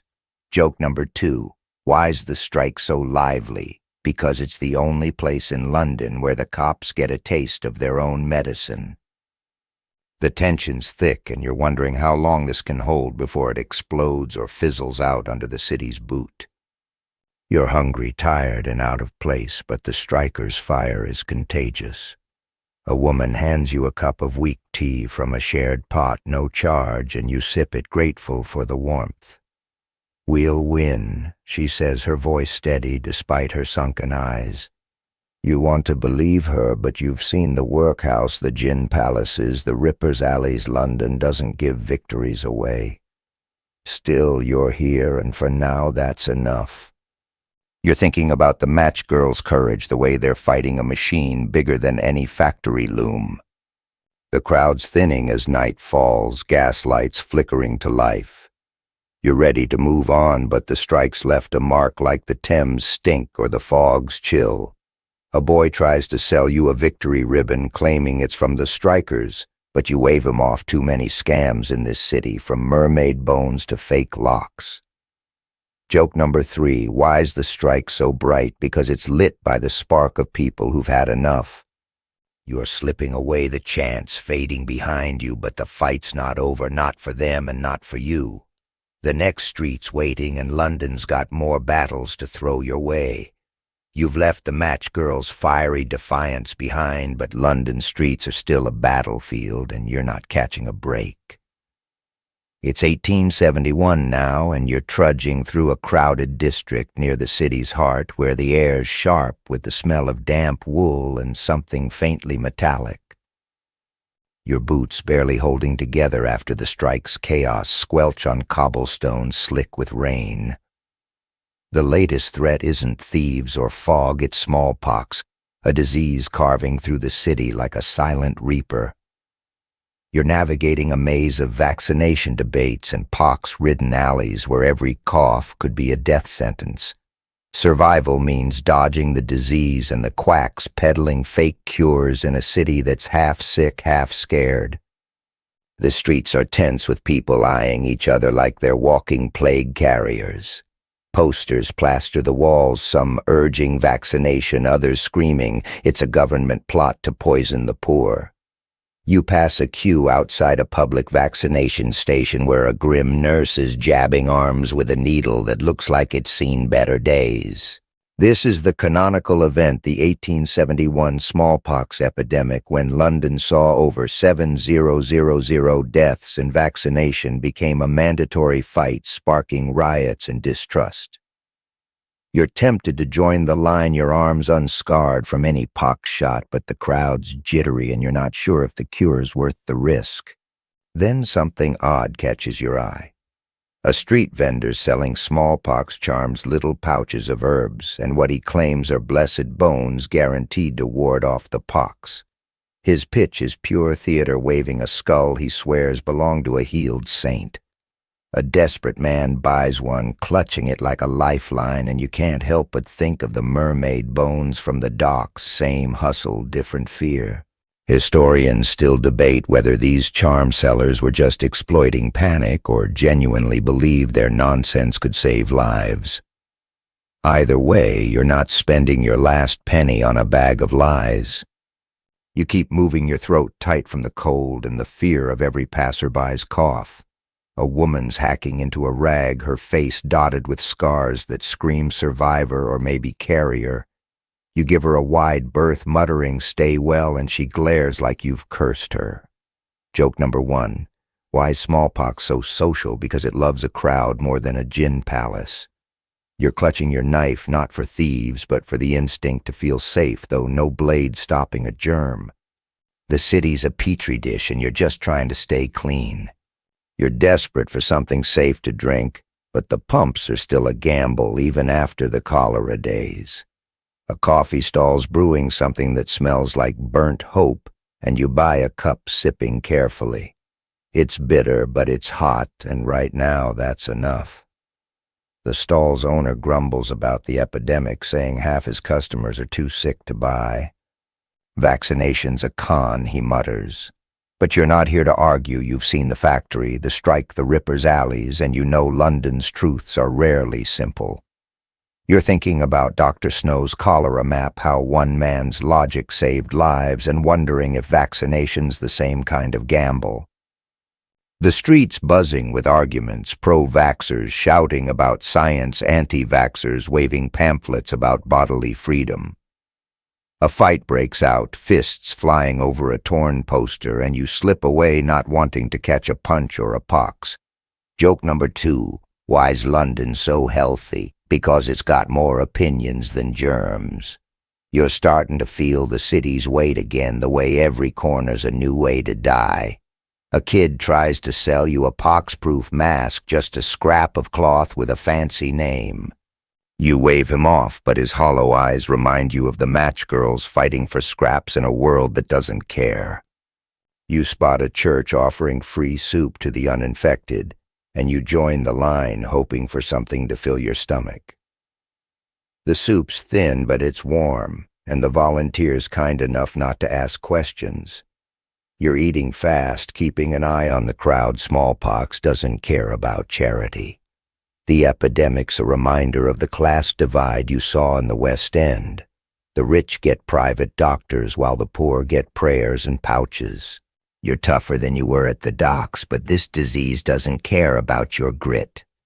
You're back on the move, the rain picking up, washing the city's grime, but not its fear.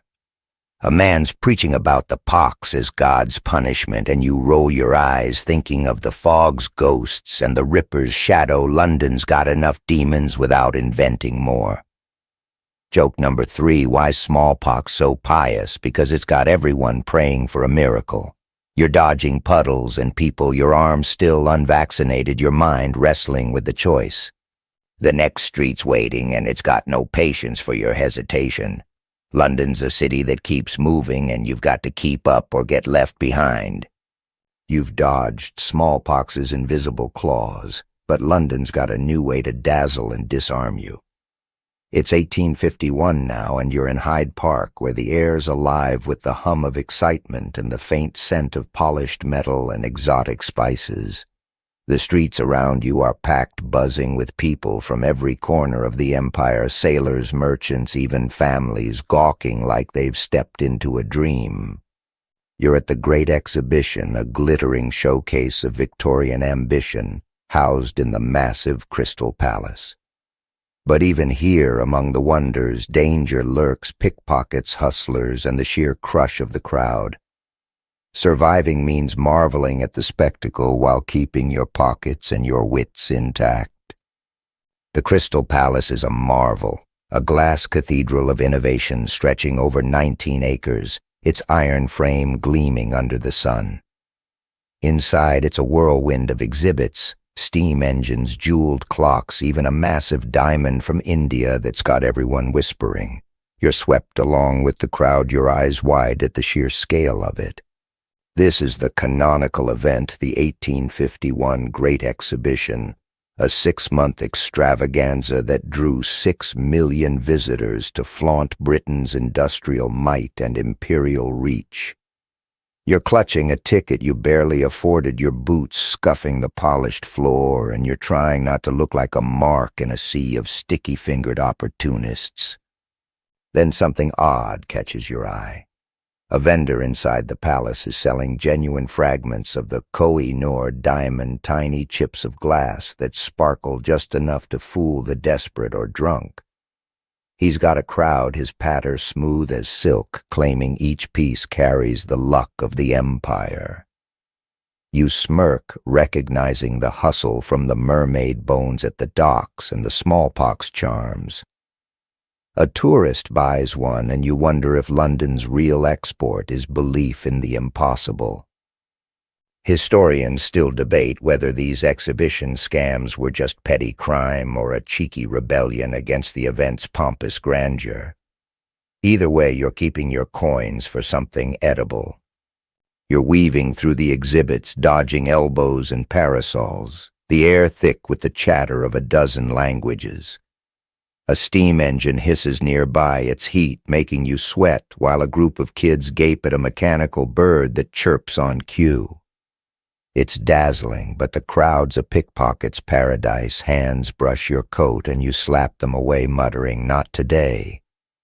Joke number 1, why's the Crystal Palace so shiny? Because it's polished with everyone's stolen dreams. You're hungry, but the food stalls here charge a fortune 6pence for a pie that's mostly air. You stick with a bruised apple you bought outside, chewing slowly to make it last.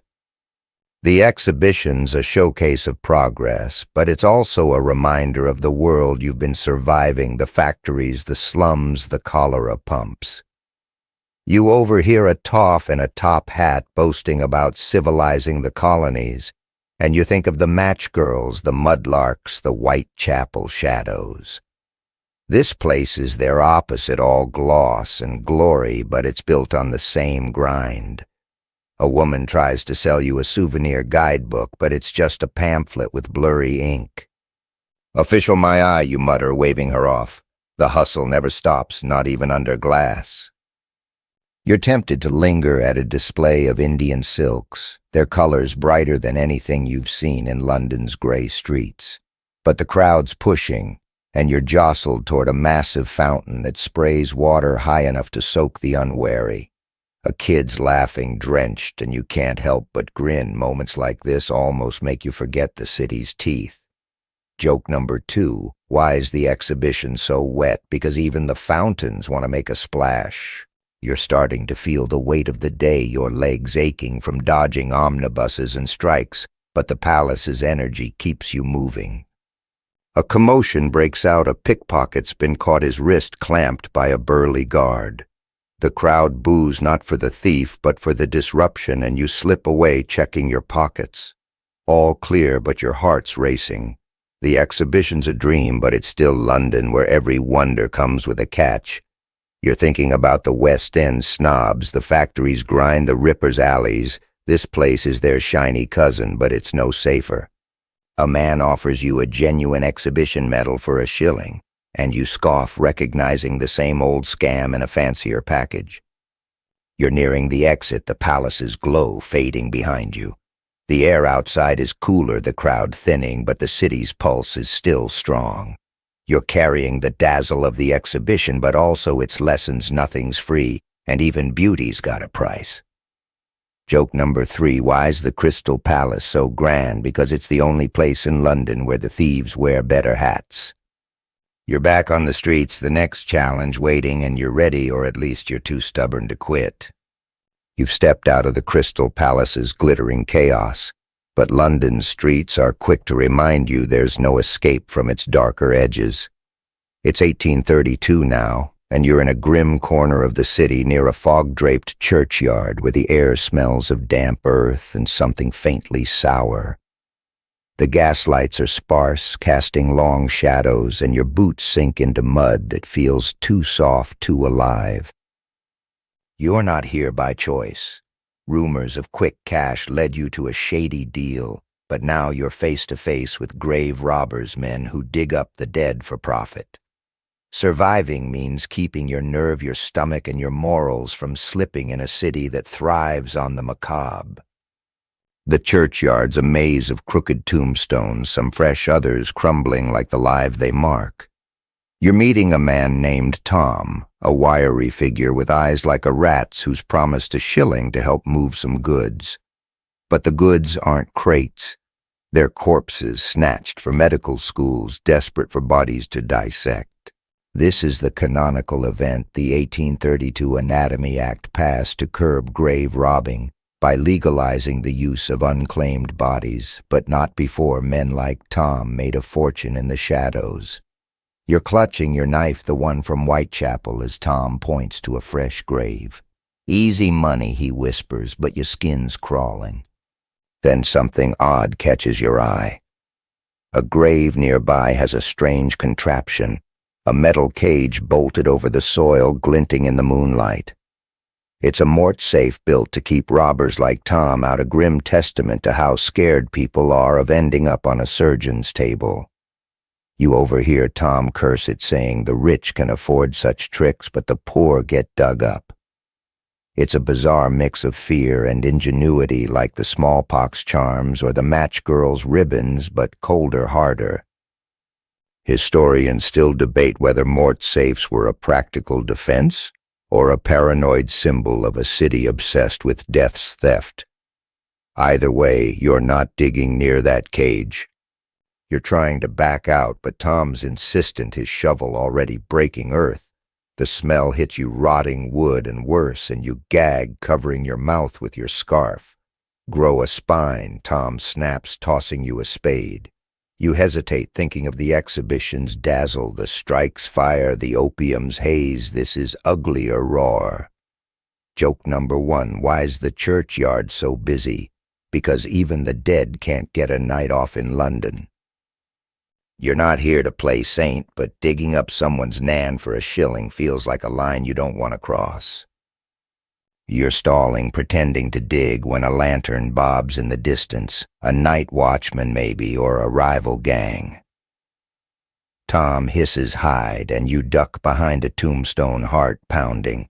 The mud soaking your knees, and you're cursing yourself for following this lead. You remember the Ripper's alleys, the fog's traps, and realize this city's got a knack for dragging you into its worst corners. The lantern passes, and Tom's back at it, but you're done. I'm out, you mutter, tossing the spade.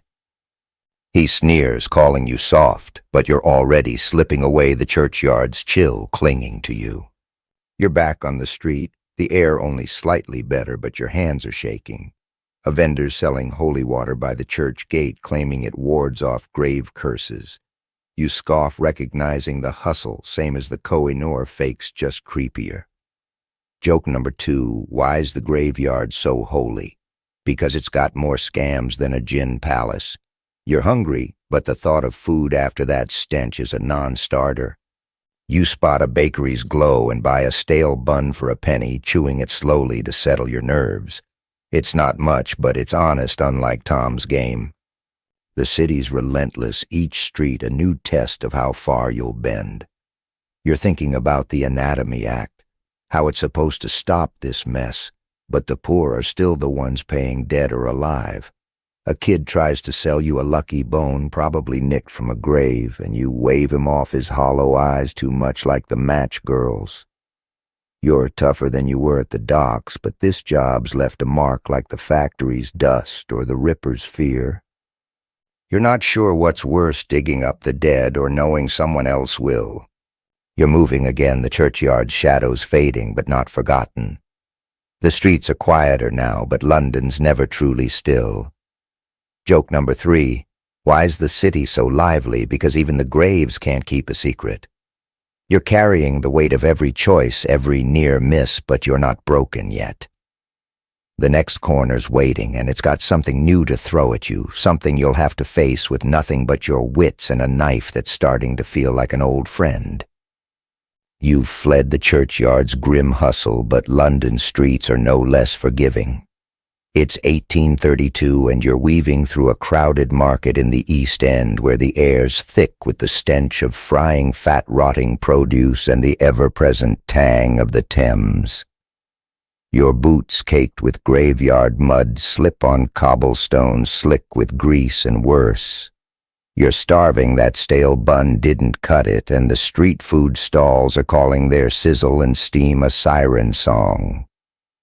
But in this city, eating's a gamble, and you're playing street food roulette where a bad pie could land you in a sickbed or a coffin. Surviving means trusting your gut in more ways than one. The market's a chaotic sprawl of carts and shouting vendors, each one hawking something dubiously edible: pies, eels, sausages that look like they've seen better days.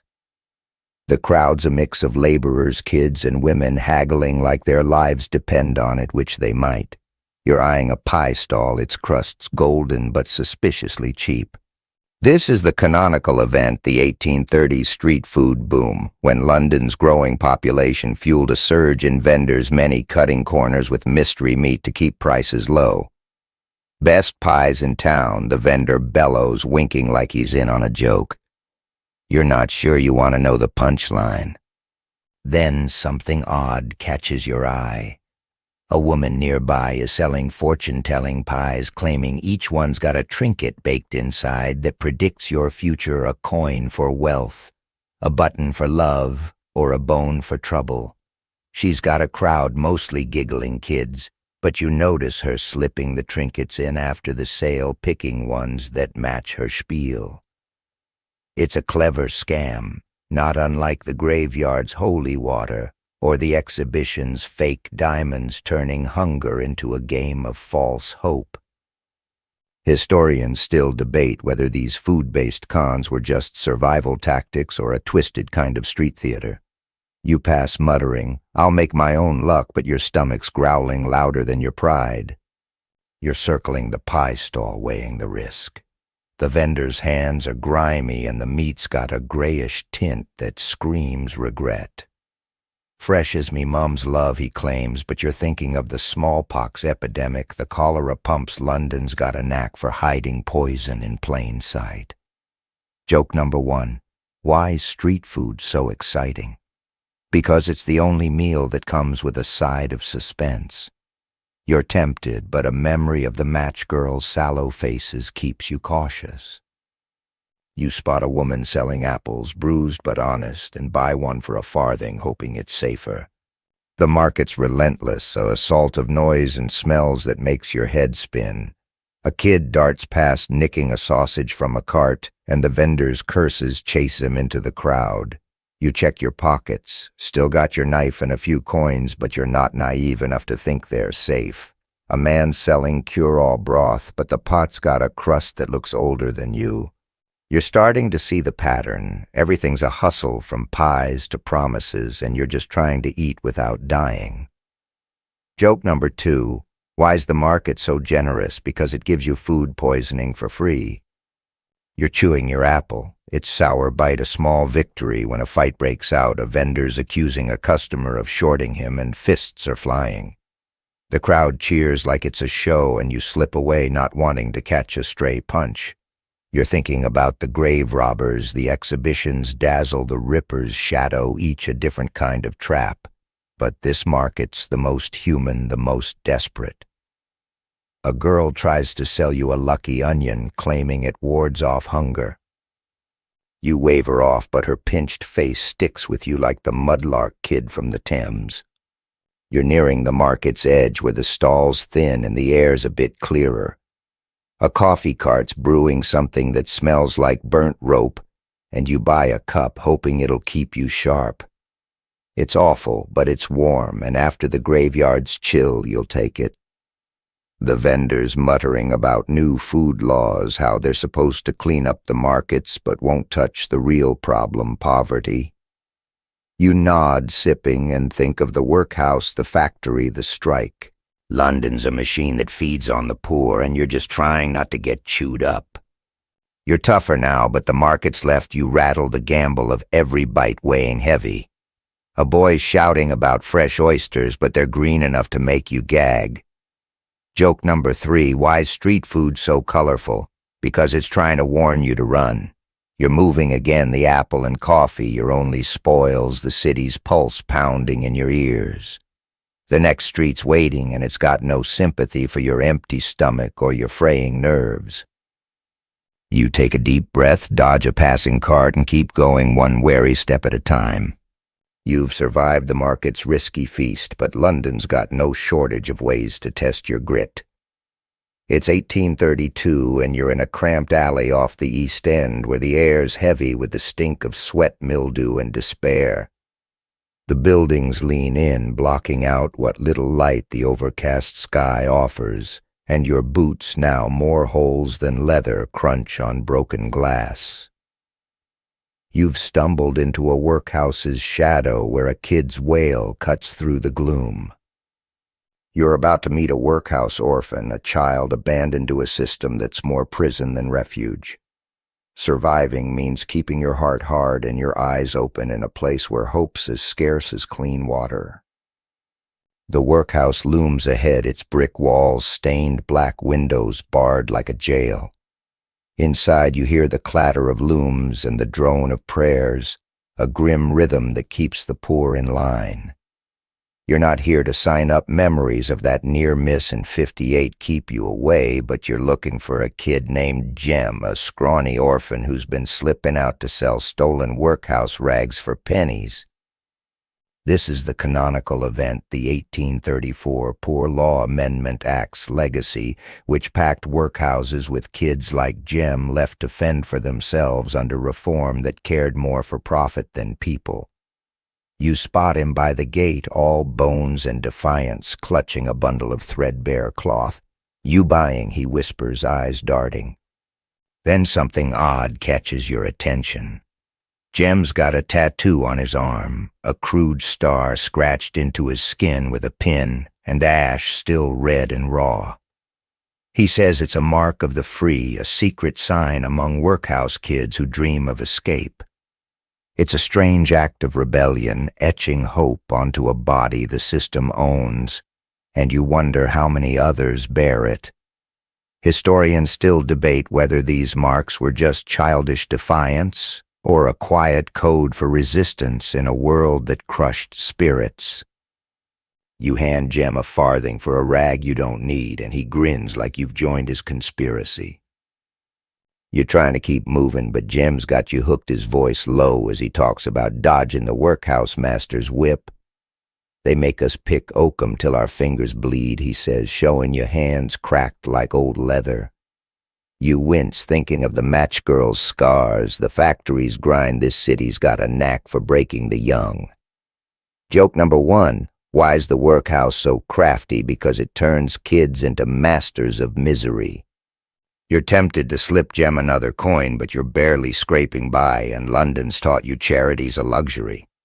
The alley's alive with danger. Workhouse overseers patrol nearby, and Jem's technically a thief. You're not here to get caught, so you nudge him toward a shadowed corner, muttering, "Keep low." He nods, used to this game, and you're struck by how sharp he is, surviving on cunning where adults would crack. A woman passes selling workhouse soup from a dented pot, claiming it's straight from the kitchens. It smells like boiled socks, and you pass, remembering the market's dodgy pies. Joke number 2, why's workhouse food so famous? Because it's the only thing tougher than the kids who eat it. You're starting to feel the alley's weight, the way it presses in like the city's trying to swallow you. Jem's talking now about a friend who got out by stowing away on a dockside ship. You're not sure if it's true or just a story to keep him going, but you let him talk, his voice a flicker of light in this grim place. You're thinking about the grave robbers, the exhibitions shine, the rippers fear, each a piece of London's puzzle, and Jem's another, a kid fighting a war he didn't start. You want to help, but you're no savior, just a survivor like him. A shout breaks the moment. An overseer's spotted Jem, his baton raised. "Run," you hiss, and Jem bolts his bundle tucked under his arm. You slip the other way, heart pounding, dodging into a side street as the overseer's curses echo. You're safe, but Jem's face sticks with you, that star on his arm, a brand of something you can't name. A man tries to sell you a workhouse relic, a bent spoon he claims belonged to an escaped orphan. You wave him off, tired of the city's endless scams, from mermaid bones to holy bones. You're hungry, the farthing you gave Jem leaving you short. A bread cart's nearby, and you buy a crust for a penny, chewing it as you walk. It's stale but honest, like the apple from the market. Joke number 3, why's the workhouse so generous? Because it gives you just enough rope to hang your dreams. You're tougher now, but the alley's left a mark. Jem's defiance, a reminder that survival's not just about you. The next street's calling, and London's got more ways to break you or make you waiting in the shadows. You've left Jem and the workhouse's grim shadow behind, but London's got no mercy for your rattled nerves. It's 1832, and you're in a suffocating tenement in the East End where the air's a stew of damp rot, cheap tallow, and the acrid tang of despair. The walls are paper-thin, stained with mold, and the floorboards creak under your battered boots. You're sewing in a cramped sweatshop, hunched over a table with a dozen others, your fingers raw from needle pricks.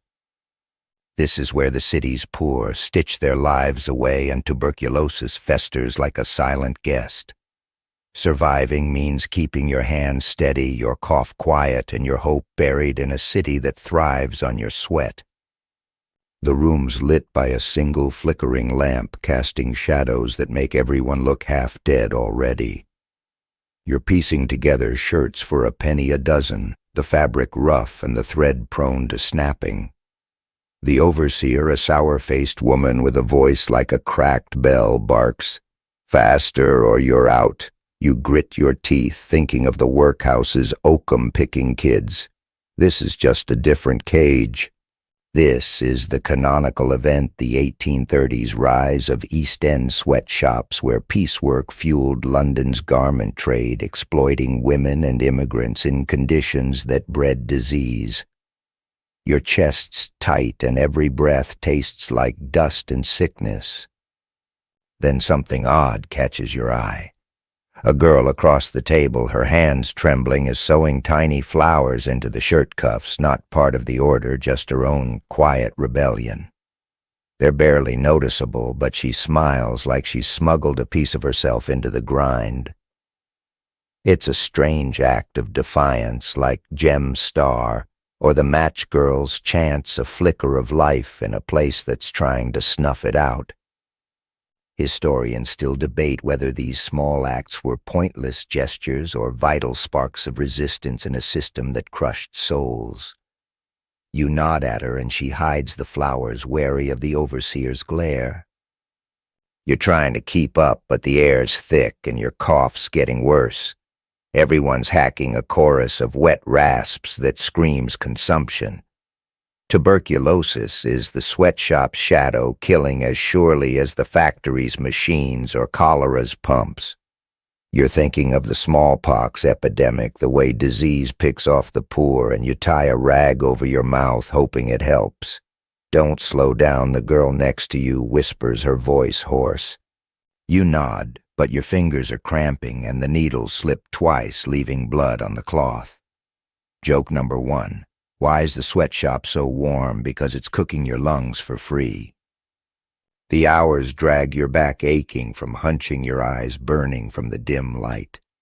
A kid selling tea from a bucket, lukewarm and tasting like rust, but you buy a cup for a farthing, sipping it to stay awake. The others are eating scraps, bread, a bit of cheese, but you've got nothing left after Jem's rag and the market's apple. You're hungry, but the thought's civilian. "System whoops, looks like I got a bit carried away there. Let's stitch this back together." You're in that East End sweatshop, needle in hand, trying not to cough up a lung. The air's so thick with misery you could cut it with a dull knife. You're sewing shirts faster than a runaway omnibus, but the pay's barely enough to buy a crust of bread. The overseer's got eyes like a hawk and a temper like a gin-soaked sailor. So you keep your head down, stitching those secret flowers into cuffs when she's not looking. It's 1832, And tuberculosis is the uninvited guest at this grim party, making every wheeze a gamble. Surviving means keeping your fingers nimble and your hopes low in a city that's betting against you.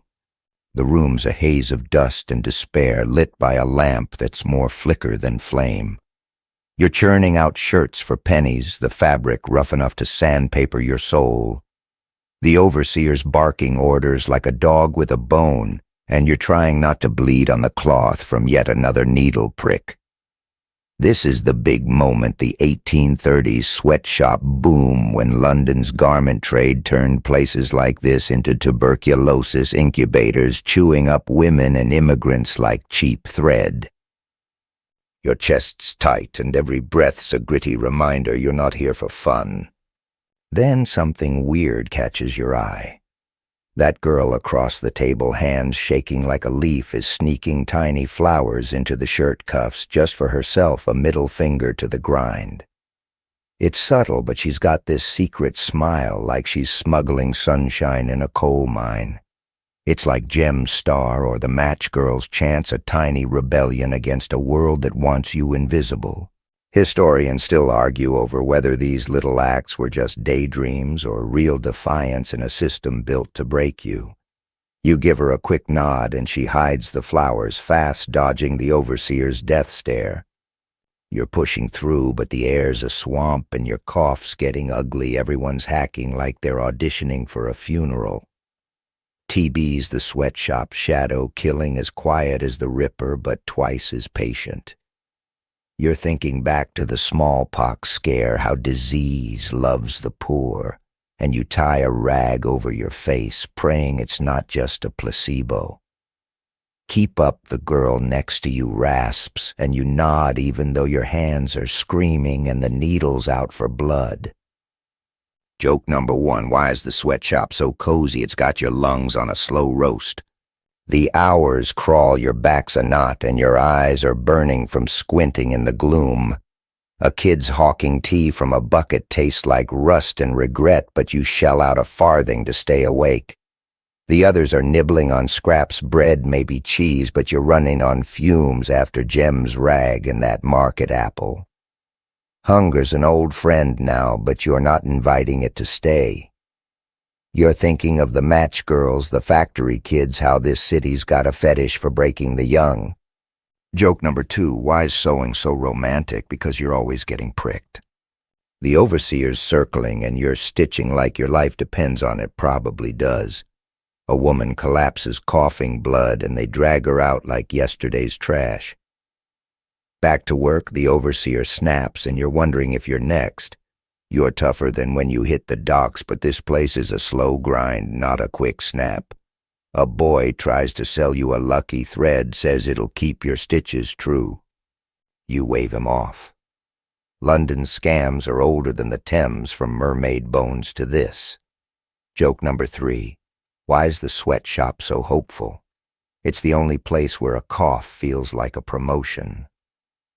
You're nearing the end of the shift, fingers numb, chest heavy. The flower girl catches your eye, slipping another secret bloom into a cuff, and you almost smile. This city's a beast, but it's got these tiny sparks. Jem's star, the mudlark, spoons her flowers that keep you going. The next street's out there, and it's not gonna be gentle. You're carrying every scar, every lesson, but you're not done. Take a breath, dodge the overseer's glare, and keep stitching, one prick at a time.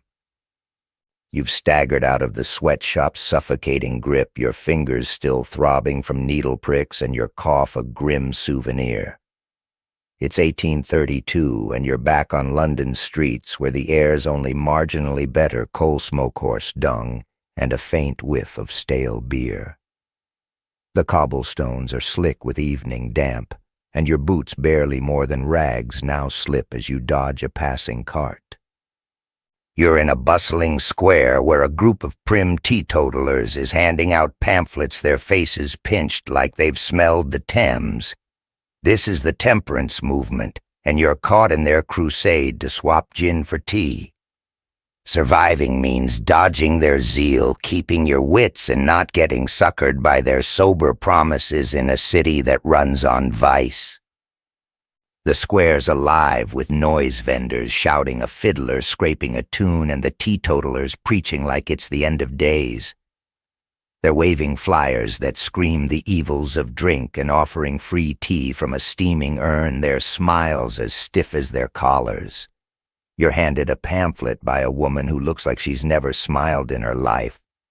"Save your soul, friend," she says, and you nod, tucking it away to avoid a lecture. This is the canonical event, the 1830s temperance movement, when reformers pushed sobriety to curb the gin craze, hoping to clean up a city drowning in cheap liquor.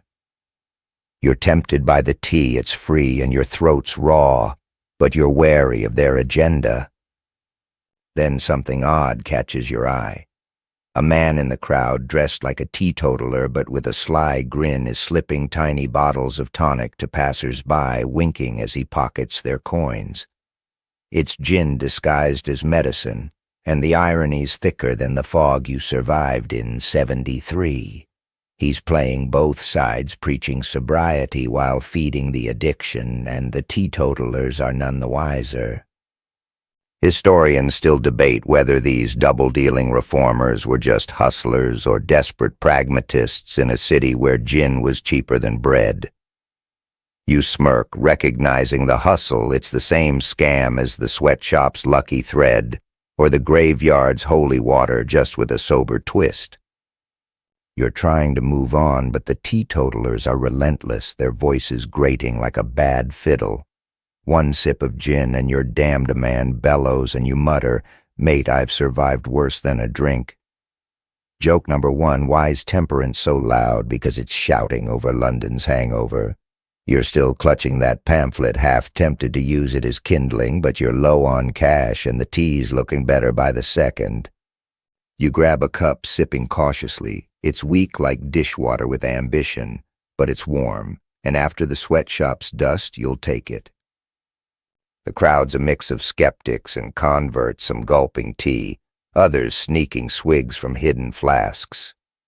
You overhear a woman griping about her husband drunk every night, and now they want me sober too. You feel for her.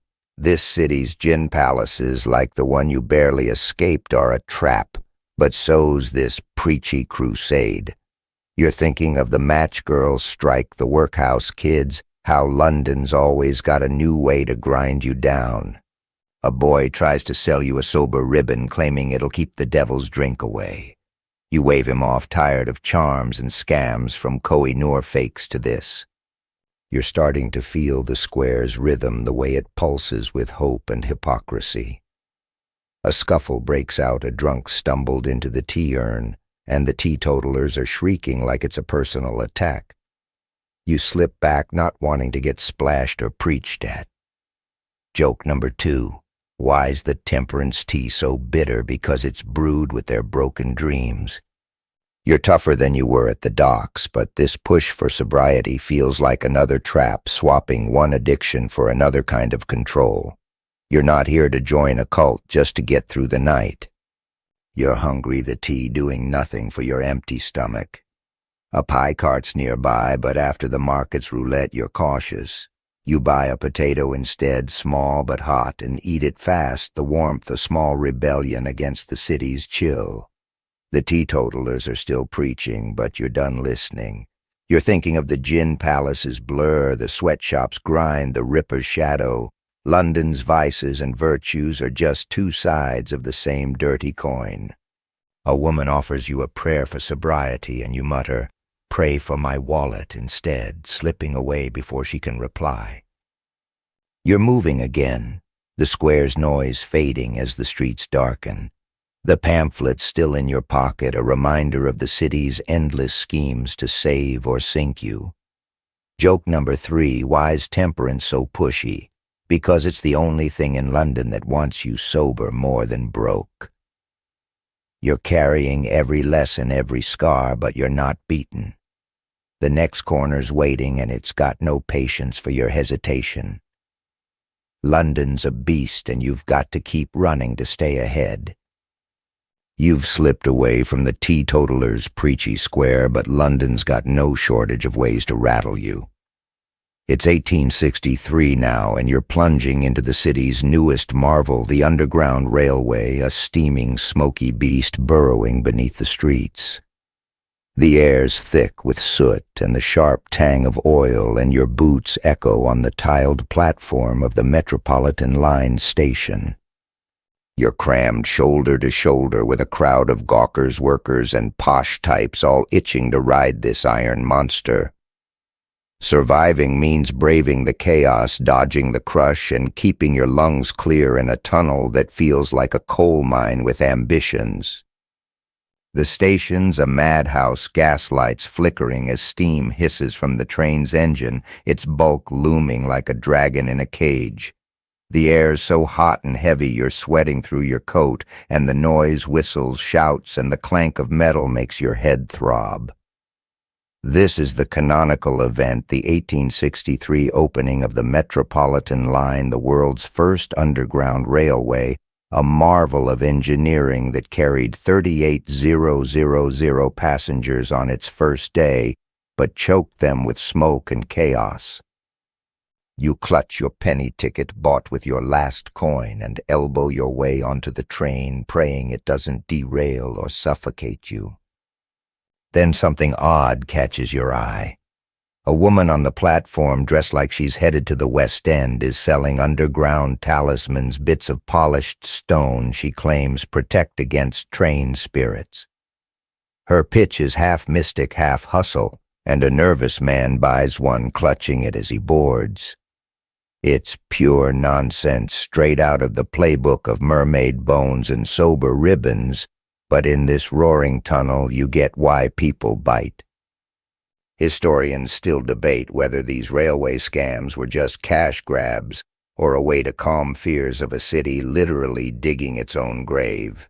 You mutter, "I'll take my chances," and push past, keeping your hand on your knife.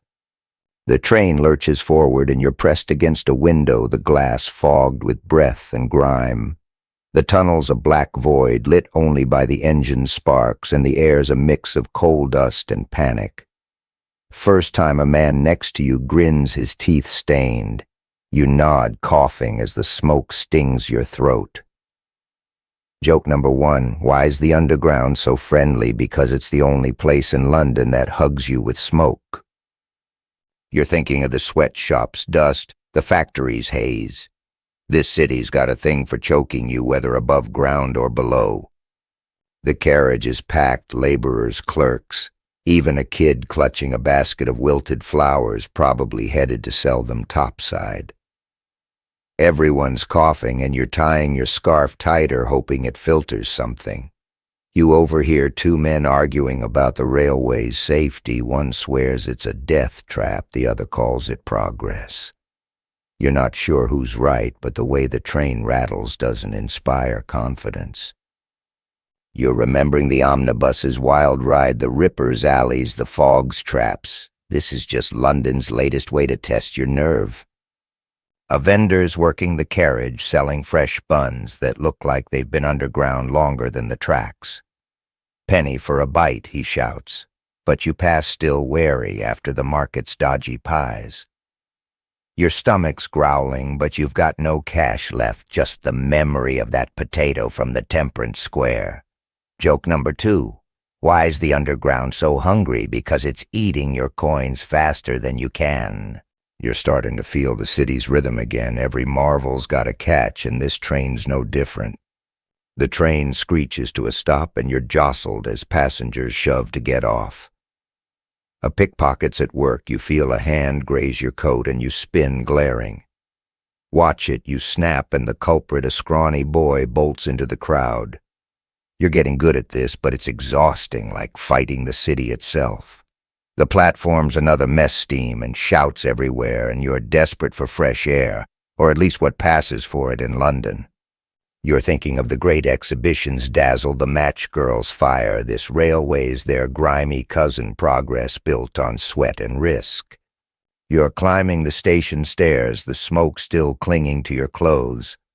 A man selling commemorative railway tickets, probably fakes, and you wave him off, tired of London's endless hustles. Joke number 3, why is the underground so historic? Because it's already burying you in debt. You're out now, the city's gray sky, a relief after the tunnel's black. You're tougher than you were at the docks, but the railways left you rattled, its roar a reminder that London's always moving, always dangerous. The next street's waiting, and you've got no choice but to meet it head on. You've clawed your way out of the underground's smoky grip, but London's streets are no less relentless. It's 1863, and you're back by the Thames, where the air's a damp mix of mudfish and the river's ever-present stench. Your boots barely holding together after the railway's chaos squelch in the slimy bank as you pick your way along the shore.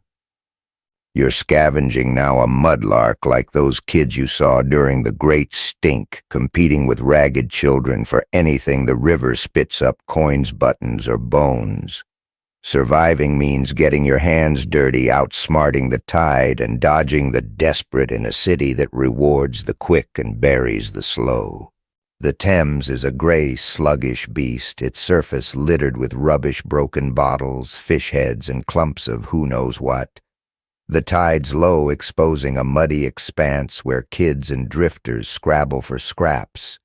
You're knee-deep in muck, the cold seeping through your clothes, searching for anything worth a penny. This is the canonical event, the 1860s mudlarking surge, when London's poorest scoured the Thames for survival, turning river trash into trade while the city ignored their plight. A girl nearby, no older than 10, holds up a bent spoon, crowing half a farthing. This you nod, remembering her kind from the stink, same hustle, same hollow eyes. Then something odd catches your eye. A boy's tying a red ribbon to a rotting pier post, muttering about it, marking his spot for luck. It's a strange ritual, like the sweatshop's secret flowers, or Jem's star, a claim on a river that owns nothing and no one. The other mudlarks don't bat an eye. Some have their own markers, bits of cloth or string dotting the bank like tiny flags. Historians still debate whether these rituals were just superstition or a way to carve out territory in a cutthroat trade. You're tempted to ask, but the boy's already back in the mud and you've got your own hunt to focus on. You're digging through the slime, your fingers numb when you find a cracked bottle maybe worth a farthing if you clean it up. The mud's a trap sucking at your boots, and every move feels like a fight. Watch your patch, a kid snaps, shoving past, and you raise your hands, not here for a brawl. Joke number 1, why's the Thames so generous? Because it's got more junk than a pawnbroker's shop. You're thinking of the underground's crush, the sweatshop's cough. This river's just another grinder, but it's honest about its filth. The bank's crowded, kids and adults jostling for space, some with knives glinting in their hands. You're clutching your own blade, the one from Whitechapel, ready for trouble. A man selling mudlarks luck, grimy shells he claims bring fines, and you scoff, recognizing the scam from the railway's talismans and temperance tonics. You're hungry, the tea from the teetotalers long gone, and the thought of food keeps you digging. A woman pulls up a coin, and the others swarm her, shouting survival's a team sport until something shiny's at stake. You're starting to feel the river's pull the way it promises, just enough to keep you here freezing and filthy. A boy's coughing nearby, a wet hack that sounds too much like the sweatshop's TB, and you step away, tying your scarf tighter. Joke number 2. Why's mudlarking so healthy? Because the Thames gives you a bath and a disease for free. You're thinking of the match girl's fire, the exhibition's dazzle. London's got a way of dressing up misery as opportunity. You find a rusty nail, maybe worth a halfpenny, and pocket it, but it's not enough to change your day. The tide's creeping up and you're racing it, scanning the mud for one last score. A fight breaks out, 2 kids scrapping over a broken pipe, and you steer clear, not wanting to lose your fines or your fingers. A vendor's cart rolls by on the embankment selling fresh eels that look like they swam in the same muck you're standing in. You pass remembering the market's dodgy pies and keep digging. Joke number 3, why is the river so clingy? Because it's got more secrets than a grave robber's shovel. You're nearing the end of your patch, the tide lapping at your ankles when you spot a glint, a cracked watch face worthless but pretty. You grab it, slipping it into your pocket with the nail and bottle. The river's done with you for now, and you're climbing back to the street, mud-heavy and bone-tired. The city's still there, its pulse pounding, and you're carrying every lesson from the docks to the sweatshop, the ripper to the railway. The next corner's waiting, and it's got no patience for your aching hands or your empty stomach. You take a breath, shake off the mud, and keep moving. You've dragged yourself from the Thames' muddy clutches, your pockets heavier with a cracked watch face and a rusty nail, but your stomach's still growling. It's 1863, and you're in a lively corner of London's East End where the air's sharp with printer's ink, fried fish, and the faint buzz of cheap paper. Your boots, caked with river muck, leave smears on the cobblestones as you weave through a crowd of kids and laborers, all clutching lurid pamphlets filled with tales of murder and mayhem. You're caught up in the penny dreadful craze hooked on these grisly stories, but wary of the moralists who say they'll rot your brain. Surviving means feeding your imagination without losing your grip on a city that's always ready to pounce. The street's a riot of noise vendors hawking papers, a fiddler scraping a tune, and newsboys shouting headlines like they're auditioning for a circus. Ripper's ghost strikes again, one yells, waving a penny dreadful with a woodcut of a cloaked figure. These cheap booklets packed with crime ghosts and scandal are London's guilty pleasure, and you're no exception. You've got a crumpled copy in your pocket bought for a farthing. This is the canonical event, the 1860s penny dreadful boom, when publishers churned out serialized shockers fueling literacy, but sparking panic among toffs who feared they'd turn the poor into criminals. You're flipping through your story, half laughing at its over-the-top gore when a vendor thrusts another at you. Fresh blood, mate, he grins. Then something odd catches your eye. A woman in a prim bonnet is handing out clean pamphlets, Bible stories meant to counter the dreadful's filth. She's got a small crowd, mostly kids, who take her tracts and trade them for sweets behind her back. It's a sly rebellion like the mudlark's ribbons or the sweatshop's flowers turning her crusade into their hustle. Historians still debate whether these anti-dreadful campaigns were about saving souls or controlling the poor's minds. You dodge her outstretched hand, muttering, "Got enough reading," but you're grinning at the kid's nerve, outsmarting the pious with a sugar-coated scam. You're trying to keep moving, but the street's energy is infectious, pulling you deeper into the craze. Your dreadful's about a highwayman who's secretly a lord, and you're hooked even if the writing's as subtle as a brick. Rots your morals, a passing preacher bellows, and you roll your eyes thinking of the grave robbers and gin palaces. London's got worse sins than a bad story. Joke number 1. Why's a penny dreadful so dangerous? Because it's the only thing in London that kills you with suspense. You're hungry, but the fish cart nearby looks dodgier than the market's pies, so you stick with your apple's memory and keep walking. The crowd's a mix of thrill-seekers and skeptics, some reading aloud, others arguing over whether the tales are true. You overhear a man claim he knew a real vampire, and you snort, but the Ripper's shadow lingers in your mind, making fiction feel less far-fetched. You're thinking of the underground smoke. The match girls strike this city's stories, real or not, are all about survival. A kid tries to sell you a haunted, dreadful, swearing it's cursed by a witch. You wave him off, tired of scams from Thames bones to railway talismans, but his grin's pure East End, sharp and unstoppable. You're starting to feel the street's pulse, the way it thrives on cheap thrills and cheaper dreams. A fight breaks out, two boys scrapping over a torn dreadful, their fists flying like they're in one of the stories. You slip past, checking your pockets. Your knife and coins are still there, but you're not taking chances. Joke number 2, why's the dreadful so gripping? Because it's the only thing in London that fights harder than the drunks. You're tempted to buy another, but your coins are few and you're not sure if it's the story or the city that's got you hooked. You spot a coffee stall, its brew smelling like burnt hope, and shell out a farthing for a cup. It's awful, but it keeps you sharp, and after the mudlarking chill, you'll take it. The vendor's muttering about moralists burning dreadfuls, and you nod, thinking of the temperance, push the workhouse rules London's always trying to tame its wild side.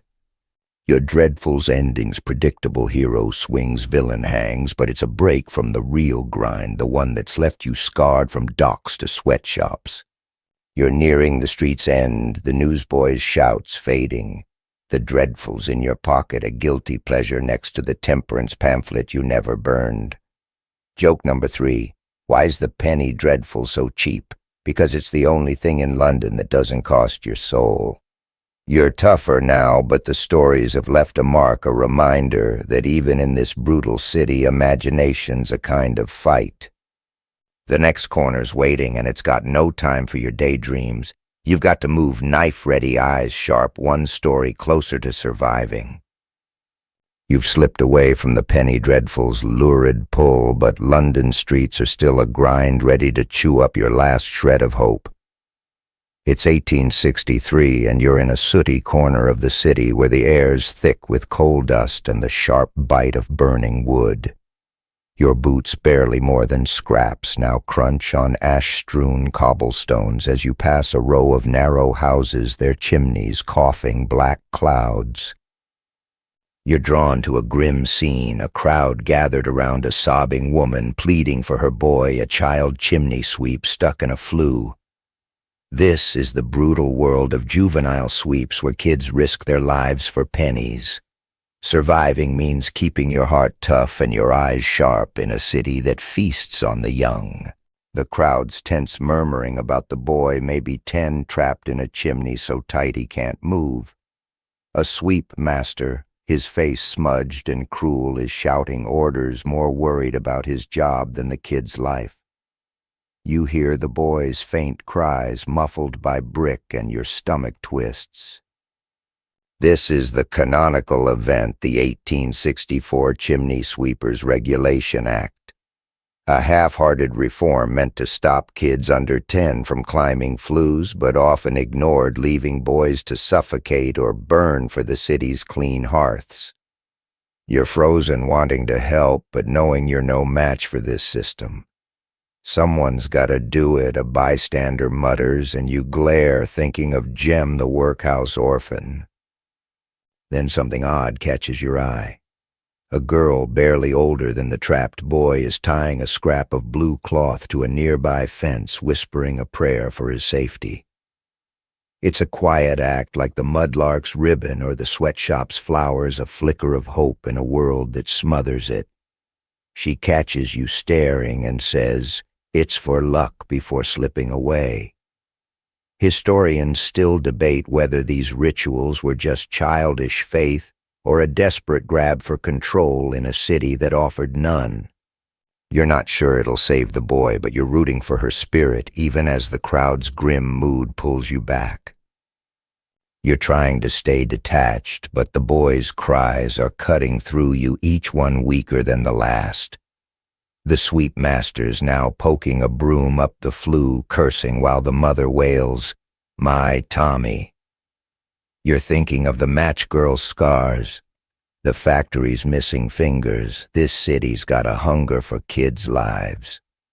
Joke number 1, why's the chimney so inviting? Because it's the only place in London that wants you to stay forever. You're itching to do something, but the crowd's just watching, and you're no hero, just a survivor who's seen too many traps from the Thames to the underground. A man selling sweeps charms nearby, bits of coal he claims bring clean luck. You scoff, recognizing the hustle, same as the penny dreadful's curses or the railway's talismans. The crowd's growing and a policeman's arrived doing nothing but looking bored.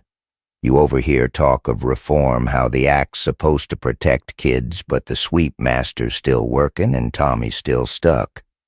You're starting to see London's pattern laws change, but the poor keep paying. A kid tries to sell you a lucky twig saying it's from a safe chimney.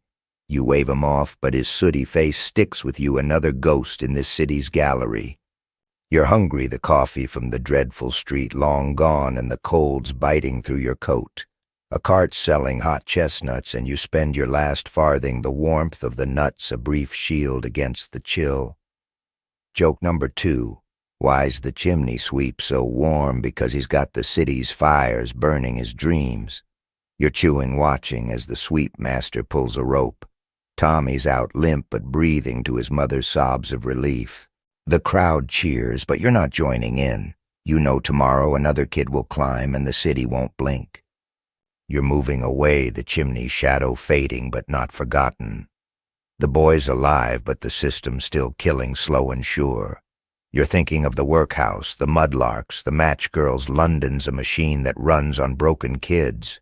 A woman tries to sell you a prayer for sweeps, just words on a scrap of paper. You pass tired of the city's scams, from grave bones to holy twigs. You're tougher now, but Tommy's cries have left a mark like the sweatshop's cough or the ripper's fear.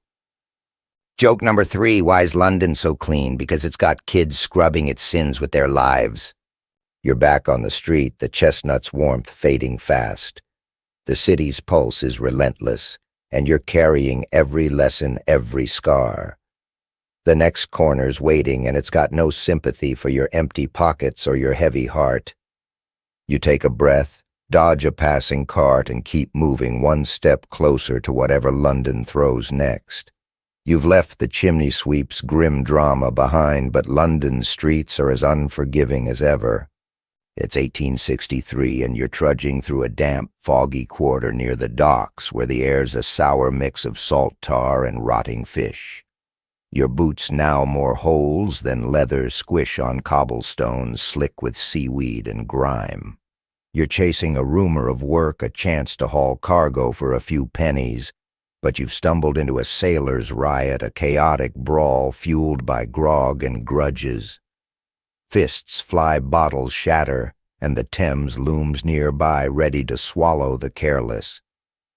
Surviving means dodging punches, keeping your knife close, and not getting swept up in a city that thrives on its own violence. The streets are battlefield, sailors clashing with dock workers, their shouts and curses drowning out the gulls. Broken glass glitters under flickering gaslights, and the crowd's a mix of drunkards, opportunists, and a few scared onlookers like you. You're trying to skirt the edges, but the mob's spilling everywhere, and a stray elbow nearly knocks you into the mud. This is the canonical event, the 1860s sailors' riots, when unpaid crews and exploited dockhands turned London's waterfront into a powder keg, clashing over wages and rum in a city that cared more for cargo than men. You grip your knife, the one from Whitechapel, and duck behind a crate as a bottle sails past your head. Then something odd catches your eye. Amid the chaos, a girl's perched on a barrel, sketching the brawl with quick, fearless strokes. She's not running or hiding, just capturing the madness, her pencil flying as a sailor stumbles nearby, blood on his face. It's a strange kind of bravery, like the sweatshop's secret flowers or the mudlark's ribbon turning violence into art. Historians still debate whether these street artists were reckless thrill-seekers or chroniclers giving voice to the city's underbelly. You're half tempted to warn her, but a crash of breaking wood pulls you back. 2 men are smashing a cart, and you're not sticking around to see who wins. You're trying to stay clear, but the riot's a living thing pulling you in. A sailor grabs your arm, mistaking you for a mate, and slurs, "Fight or drink," you wrench free, muttering neither, and dodge into an alley, heart pounding. Joke number 1. Why is the dock so friendly? Because everyone wants to share a fist or a flask. You're thinking of the match girls' strike, the underground's crush. This city's violence isn't new, but it's raw here, fueled by desperation and grog. You're hungry, the chestnuts from the sweep street gone, and the promise of work feels like a cruel joke. The alleys no safer, looters are rifling through spilled crates, and you spot a kid pocketing a broken watch, his eyes darting like a rat's. You check your own finds, the mudlark's nail, and watch face and keep moving, knife ready. A vendor's selling riot rum, just murky liquid in cracked bottles, and you scoff, recognizing the hustle from the temperance tonics and chimney charms. Joke number 2. Why's the riot so thirsty? Because it's drinking London's anger straight from the bottle. You're starting to see the pattern. Every crisis breeds a scam, and this brawl's no different. A policeman's whistle cuts through the din, but the coppers are outnumbered, their truncheons useless against the mob. You're thinking of the chimney boys' cries, the workhouse's grind. London's chaos always hits the vulnerable hardest. A woman screaming about her brother caught in the melee, and you want to help, but you're no match for this storm. You're tougher than you were at the Great Exhibition, but the riot's a reminder the city doesn't care about your scars or your grit. A boy tries to sell you a lucky shard of glass, claiming it's from a captain's bottle. You wave him off, his grin too much like gems, too much like hope in a hopeless place. You're nearing the edge of the fight where the crowd thins and the Thames stink grows stronger. A fish cart's overturned and you grab a bruised mackerel before the looters do, tucking it into your coat. It's not much, but it's food, and after the mudlarking slog, you'll take it. Joke number 3. Why's the riot so generous? Because it's the only time London gives you a free fish and a black eye. You're slipping toward a quieter street, the brawl's roar fading but not forgotten. The girl's sketchbook lingers in your mind, a flicker of purpose in the madness like the match girl's fire or the mudlark's spoon. You're back on the move. The mackerels wait a small victory. The city's pulse is relentless, and you're carrying every lesson from the dock's scams to the sweatshop's cough, the ripper's fear to the railway's smoke. The next corner's waiting, and it's got no patience for your shaking hands or your empty pockets.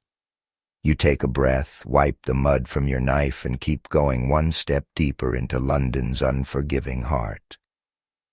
You've escaped the sailors' riot with a bruised mackerel and your wits intact, but London streets don't give you a moment to breathe. It's 1863, and you're in a grimy corner of the West End where the air's a mix of perfumed cigar smoke and the faint reek of overflowing gutters. Your boots, now more mud than leather, slip on polished cobblestones as you pass gaudy theaters and glowing shop fronts. You've been drawn to the music hall, a raucous world of song sweat and drunken cheers where the city's workers and swells collide. Surviving means dodging the drunks, keeping your pockets safe, and resisting the hall's infectious pull in a city that loves to drown you in its pleasures. The music hall's a blaze of gaslights and noise, its doors spilling laughter and the thud of boots on sticky floors. Inside, the air's thick with beer tobacco and the tang of cheap pomade, and the crowd's a sweaty mix of laborers, clerks, and toffs slumming it for a thrill. You pay a penny to get in, clutching your mackerel like it's gold, and squeeze into a spot near the stage where a singer's belting out a tune about a cheating sailor. This is the canonical event, the 1860s music hall boom, when venues like the Canterbury and Wilton's packed in thousands, nightly offering escape through song and spectacle while fueling fights and pickpockets. The chorus hits, and the crowd roars along, nearly drowning her out. Then something odd catches your eye.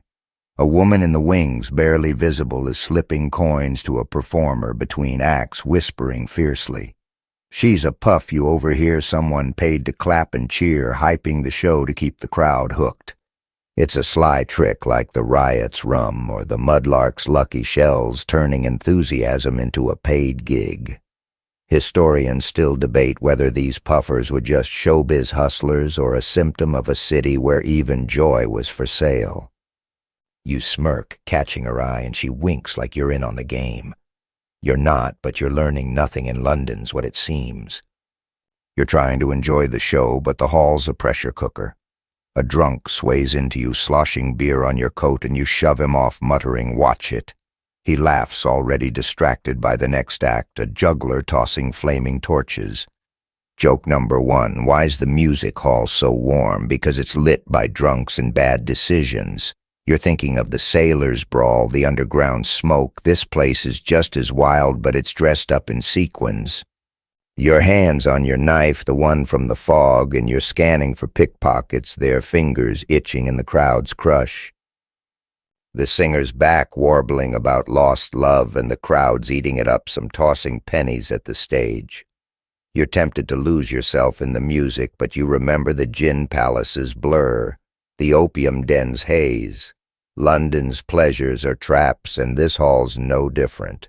A man selling song sheets for a farthing, claiming they've got the night's lyrics, but they're just smudged scraps. You pass, recognizing the hustle from the penny dreadfuls' curses and the sweep's charms. Joke number 2, why's the music hall so catchy? Because it's stealing your coins with every chorus. You're hungry, the mackerel's still tucked away, but eating fish in this sweaty mob feels like a bad call. A vendor's hawking pies near the bar, but they look like the market's rejects, and you're not gambling your guts again. The crowd's getting rowdier, a fight's brewing over a spilled drink, fists swinging as the juggler ducks a bottle. You edge toward the door, not wanting to get caught in another riot. You're thinking of the match girls' fire, the workhouse's kids. London's escapes always come with a price, and this hall's charging in bruises and stolen wallets. A woman tries to sell you a lucky ticket stub, swearing it'll get you backstage. See the stars up close, she coos, but you wave her off, her grin too much, like the dockside con men. The music's still pounding, and you're half tempted to stay to sing along and forget the city's grind. But you've seen too much Thames mud ripper shadows, sweatshop scars to fall for it. Joke number 3, why's the music hall so bright? Because it's burning your last penny for a smile. You slip outside the cold air, a slap after the hall's heat, the mackerel's weight a reminder of your empty stomach. You're back on the street, the theater's glow fading behind you. The city's pulse is relentless, and you're carrying every lesson from the dock's scams to the railway's rattle, the strike's chants to the sweep's cries. The next corner's waiting, and it's got no patience for your aching feet or your racing heart. You take a breath, check your knife, and keep moving, one wary step into London's unforgiving night. You've stumbled out of the music hall's raucous haze, but London's got no intention of letting you catch your breath. It's 1863, and you're weaving through a dim, rain-slicked street in the East End, where the air's heavy with the stench of wet coal, sour ale, and something faintly metallic. Your boots, now more memory than material, slosh through puddles that reflect the flickering gaslights. You're chasing a lead on a cheap bed for the night, but you've wandered into a street fight ring, an illegal bare-knuckle brawl tucked in a muddy courtyard where blood and bets flow freer than the Thames.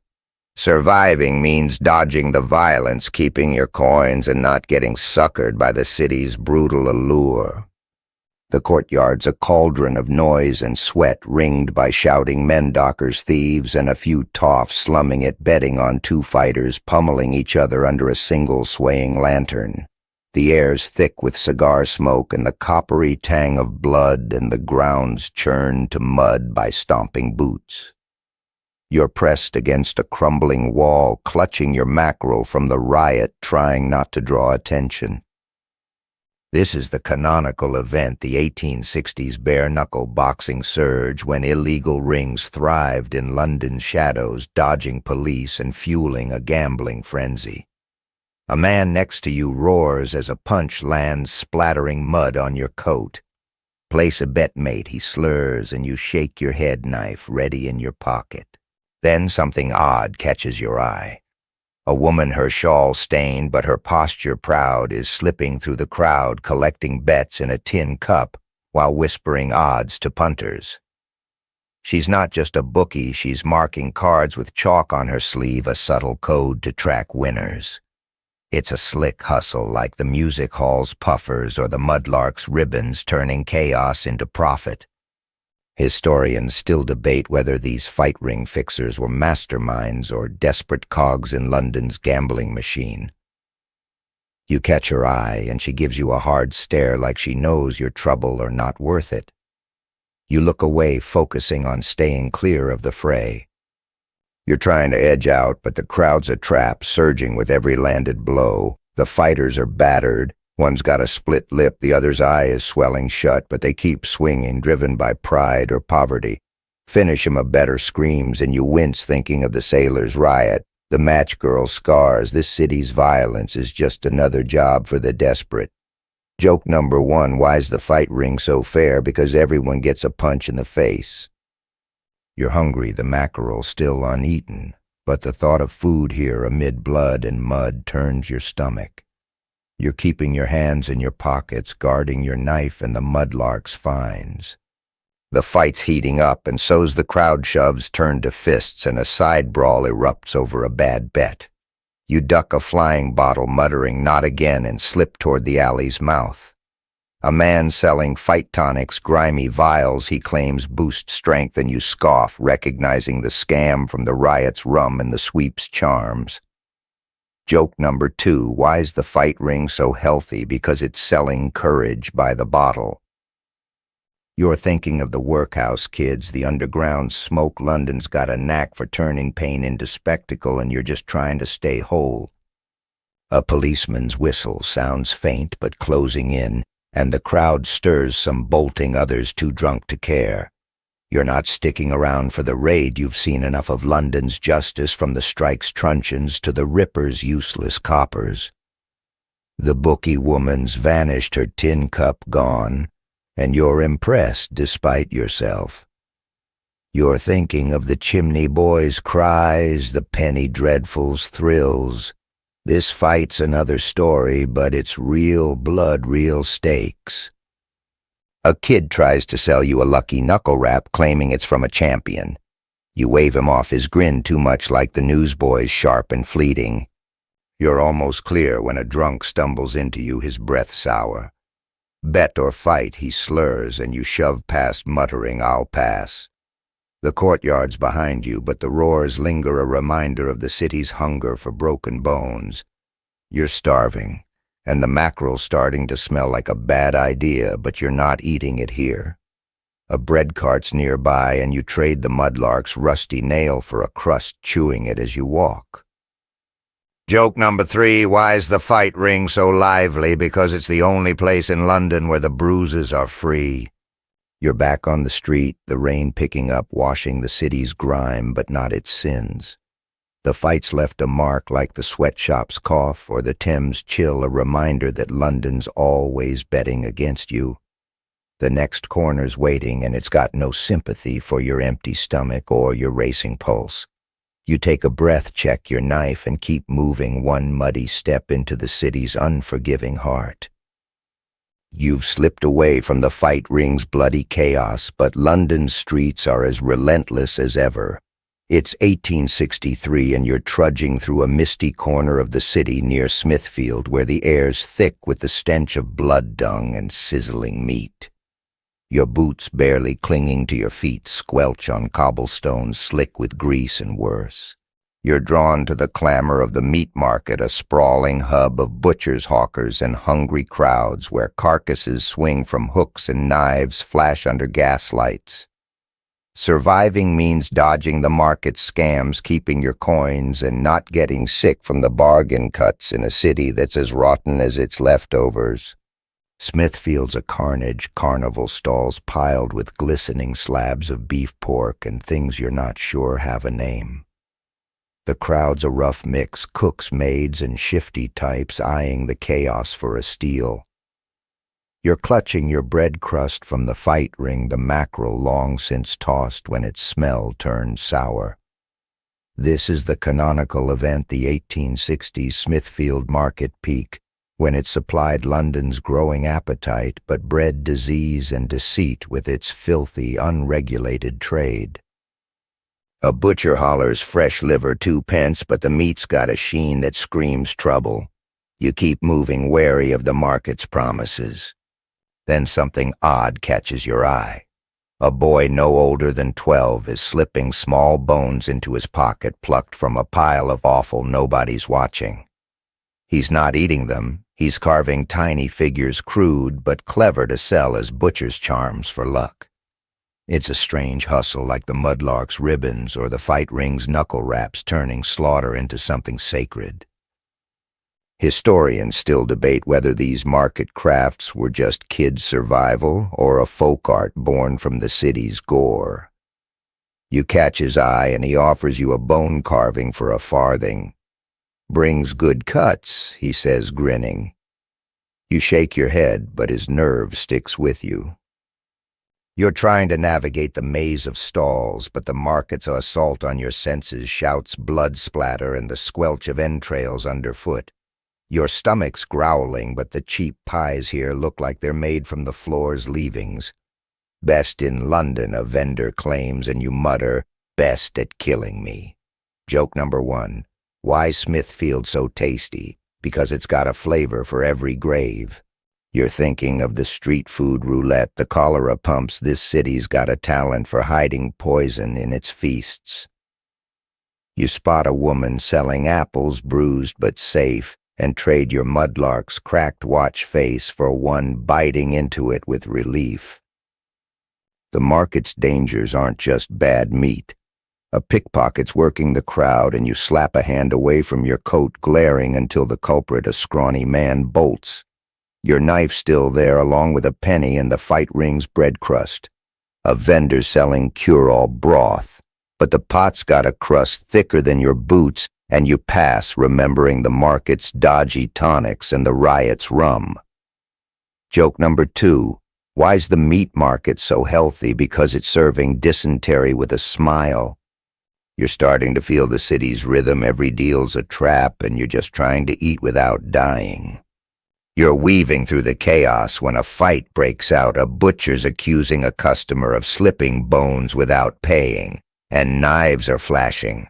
The crowd cheers like it's the fight ring all over again, and you slip away, not wanting to catch a blade. You're thinking of the sailors' brawl, the match girls' strike. London's violence is as common as its scams, from penny dreadfuls to butcher's charms. A girl tries to sell you a lucky pig's tooth, claiming it wards off hunger. You wave her off, her eyes too much like the mudlark girl's, too full of a hope this city chews up. You're nearing the market's edge where the stench fades but the noise lingers. A coffee cart's brewing something that smells like burnt dreams, and you spend your last penny on a cup, sipping the bitter heat to stay sharp. The vendor's grumbling about new sanitation laws, how they're supposed to clean up Smithfield but won't touch the real rot, poverty. You nod, thinking of the workhouse, the underground, the chimney sweeps. London's a beast that feeds on its own, and you're just trying not to be dessert. Joke number 3. Why's Smithfield so fresh? Because it's got more blood than a vampire's breakfast. You're back on the street, the apple's sour bite your only spoil, the coffee's warmth already fading. The market's left a mark like the fight ring's roars or the sweatshop's scars, a reminder that London's hungriest corners are its cruelest. The next street's waiting, and it's got no patience for your empty pockets or your heavy heart. You take a breath, check your knife, and keep moving, one wary step into the city's unforgiving maw. You've escaped Smithfield's bloody chaos, but London's streets are as relentless as a debt collector. It's 1863, and you're stumbling through a foggy alley in the East End, where the air's a damp stew of coal smoke, mildew, and the faint whiff of despair. Your boots now more holes than hope scrape on uneven cobblestones, and your coat's heavy with market grime. You're chasing a whisper of shelter, a flophouse said to take stragglers for a penny, but you've wandered into a street preacher's sermon, a fiery rant about sin and salvation that's drawing a restless crowd. Surviving means dodging the zealots, keeping your wits, and not getting roped into a crusade in a city that's already damned you a dozen times over. The alley opens into a small square where the preacher stands on a crate, his voice booming like thunder over the murmurs and coughs of his audience, ragged workers, kids, and a few drunks swaying in the mist. Gaslights flicker, casting his shadow long and twisted, and he's waving a tattered Bible, spitting warnings about the wages of sin. You're clutching your apple core from Smithfield, too broke for anything else, and trying to slip past unnoticed. This is the canonical event, the 1860s evangelical revival, when street preachers flooded London slums, promising redemption to a city drowning in gin and grime, but often fleecing the desperate instead. Repent or burn, he roars, and you mutter, I'm already burning, dodging a pamphlet thrust your way. Then something odd catches your eye. A boy in the crowd, his face smudged with soot, is slipping holy pebbles into pockets for a farthing, whispering they're blessed by the preacher's touch. It's a slick scam like the meat market's bone carvings or the music hall's ticket stubs, turning faith into a quick coin. The preacher doesn't notice, too busy damning the gin palaces, but the boy's grin says he's the real winner here. Historians still debate whether these street-side cons were just survival or a cheeky jab at the revival's hypocrisy. You sidestep his outstretched hand, muttering, keep your rocks, but you're half impressed by his hustle. You're trying to move on, but the crowd's thick and the preacher's words are like tar sticking to you. The Lord sees your filth, he shouts, and you're thinking of the Thames mud. The fight rings blood. London's sins are your scars, not your choices. Joke number 1, why's the preacher so loud? Because he's trying to shout over the city's conscience. You're starving, the apple core long gone, and the flophouse feels like a dream. A woman's handing out salvation tea, free but bitter as regret, and you take a cup, sipping to warm your hands. It's awful like the temperance brew, but it's something, and you're learning to take what you can get. The square's a mix of believers and skeptics, some nodding at the sermon, others heckling or slipping away to the nearest pub. You overhear a man grumble, he's just after our pennies, and you nod, remembering the workhouse's prayers, the temperance tract's London saviors always want something. A girl tries to sell you a prayer scrap, just a torn page with smudged ink. You wave her off, her eyes too much like the mudlark's, too full of a fight she can't win. Joke number 2, why's the sermon so holy? Because it's the only thing in London that's free until the collection plate comes. You're starting to feel the preacher's rhythm, the way he weaves hope and fear to keep the crowd hooked. A scuffle breaks out, a drunk shouting back, calling the preacher a fraud, and fists fly before the crowd pulls them apart. You slip toward the alley, not wanting to get dragged in. You're thinking of the sailors' riot, the music hall's brawls. London's got a fever, and faith's just another spark. Your knife's still in your pocket, the one from the fog, and you're checking for pickpockets, their hands as bold as the preacher's promises. You're almost clear when a man offers you a blessed candle for a penny, claiming it'll light your soul. You scoff, recognizing the scam from the riots, tonics, and the market's charms, and keep moving. The flophouse is close, you can see its dim sign, but your stomach's a knot and the tea's doing nothing. A bread cart's nearby, but you've got no coins, just the mudlark's cracked bottle and a penny dreadful you haven't sold. You trade the bottle for a stale roll, chewing it as you walk. Joke number 3, why's the preacher so bright? Because he's burning your last hope for a bed. You're back in the alley, the sermon's roar fading but not forgotten. The preacher's left a mark like the fight ring's bruises or the Thames chill, a reminder that London's salvation comes with a catch. The flophouse is ahead, but the city's pulse is relentless, and you're carrying every scar from the docks to the sweatshop, the Ripper to the riots. The next corner's waiting, and it's got no patience for your empty pockets or your weary bones. You take a breath, grip your knife, and keep moving one step deeper into London's unforgiving night. You've slipped away from the preacher's fiery sermon, but London's streets are as merciless as a winter tide. It's 1863, and you're trudging through a dank, narrow lane in the East End, where the air's a sour blend of wet stone, stale piss, and the faint tang of cheap tobacco. Your boots now more gap than grip scrape on cobblestones coated with filth. You're headed for that flop house, its promise of a straw bed your only beacon, but you've stumbled into a rat-catcher's turf, a grimy corner where a man and his terrier are staging a bloody show for bets. Surviving means dodging the gore, guarding your last roll, and not getting tangled in a city that bets on death for fun. The lane's a makeshift arena lit by a single sputtering lantern that casts jittery shadows on the walls. A crowd ragged kids drunks and a few sharp-eyed gamblers circles a pit where the rat-catcher's dog is tearing through rats, their squeals drowned by cheers. The catcher, a wiry man with a grin like a broken fence, tosses more rats from a sack, counting kills for the punters. You're pressed against a damp wall, clutching your stale roll from the preacher's square, your knife a cold comfort in your pocket. This is the canonical event, the 1860s rat-catching craze, when London's vermin problem spawned brutal betting games, turning pest control into a grim spectacle. 10 rats, 10 pence, the catcher shouts, and the crowd roars, coins flashing. Then something odd catches your eye. A girl barely a teenager is weaving through the mob selling rat charms, tiny skulls strung on twine, supposedly for luck against the plague. Her pitch is quiet but sharp, and a drunk buys one, dangling it like a trophy. It's a grim hustle like the preacher's pebbles or the meat market's bone carving, spinning death into profit. Historians still debate whether these rat ring scams were just survival or a dark mirror to London's obsession with blood sports. You dodge her outstretched hand, muttering, "Not my kind of luck," but her cool stare lingers like she's sized you up and found you wanting. You're trying to slip past, but the crowd's a sweaty cage pulsing with every snap of the terrier's jaws.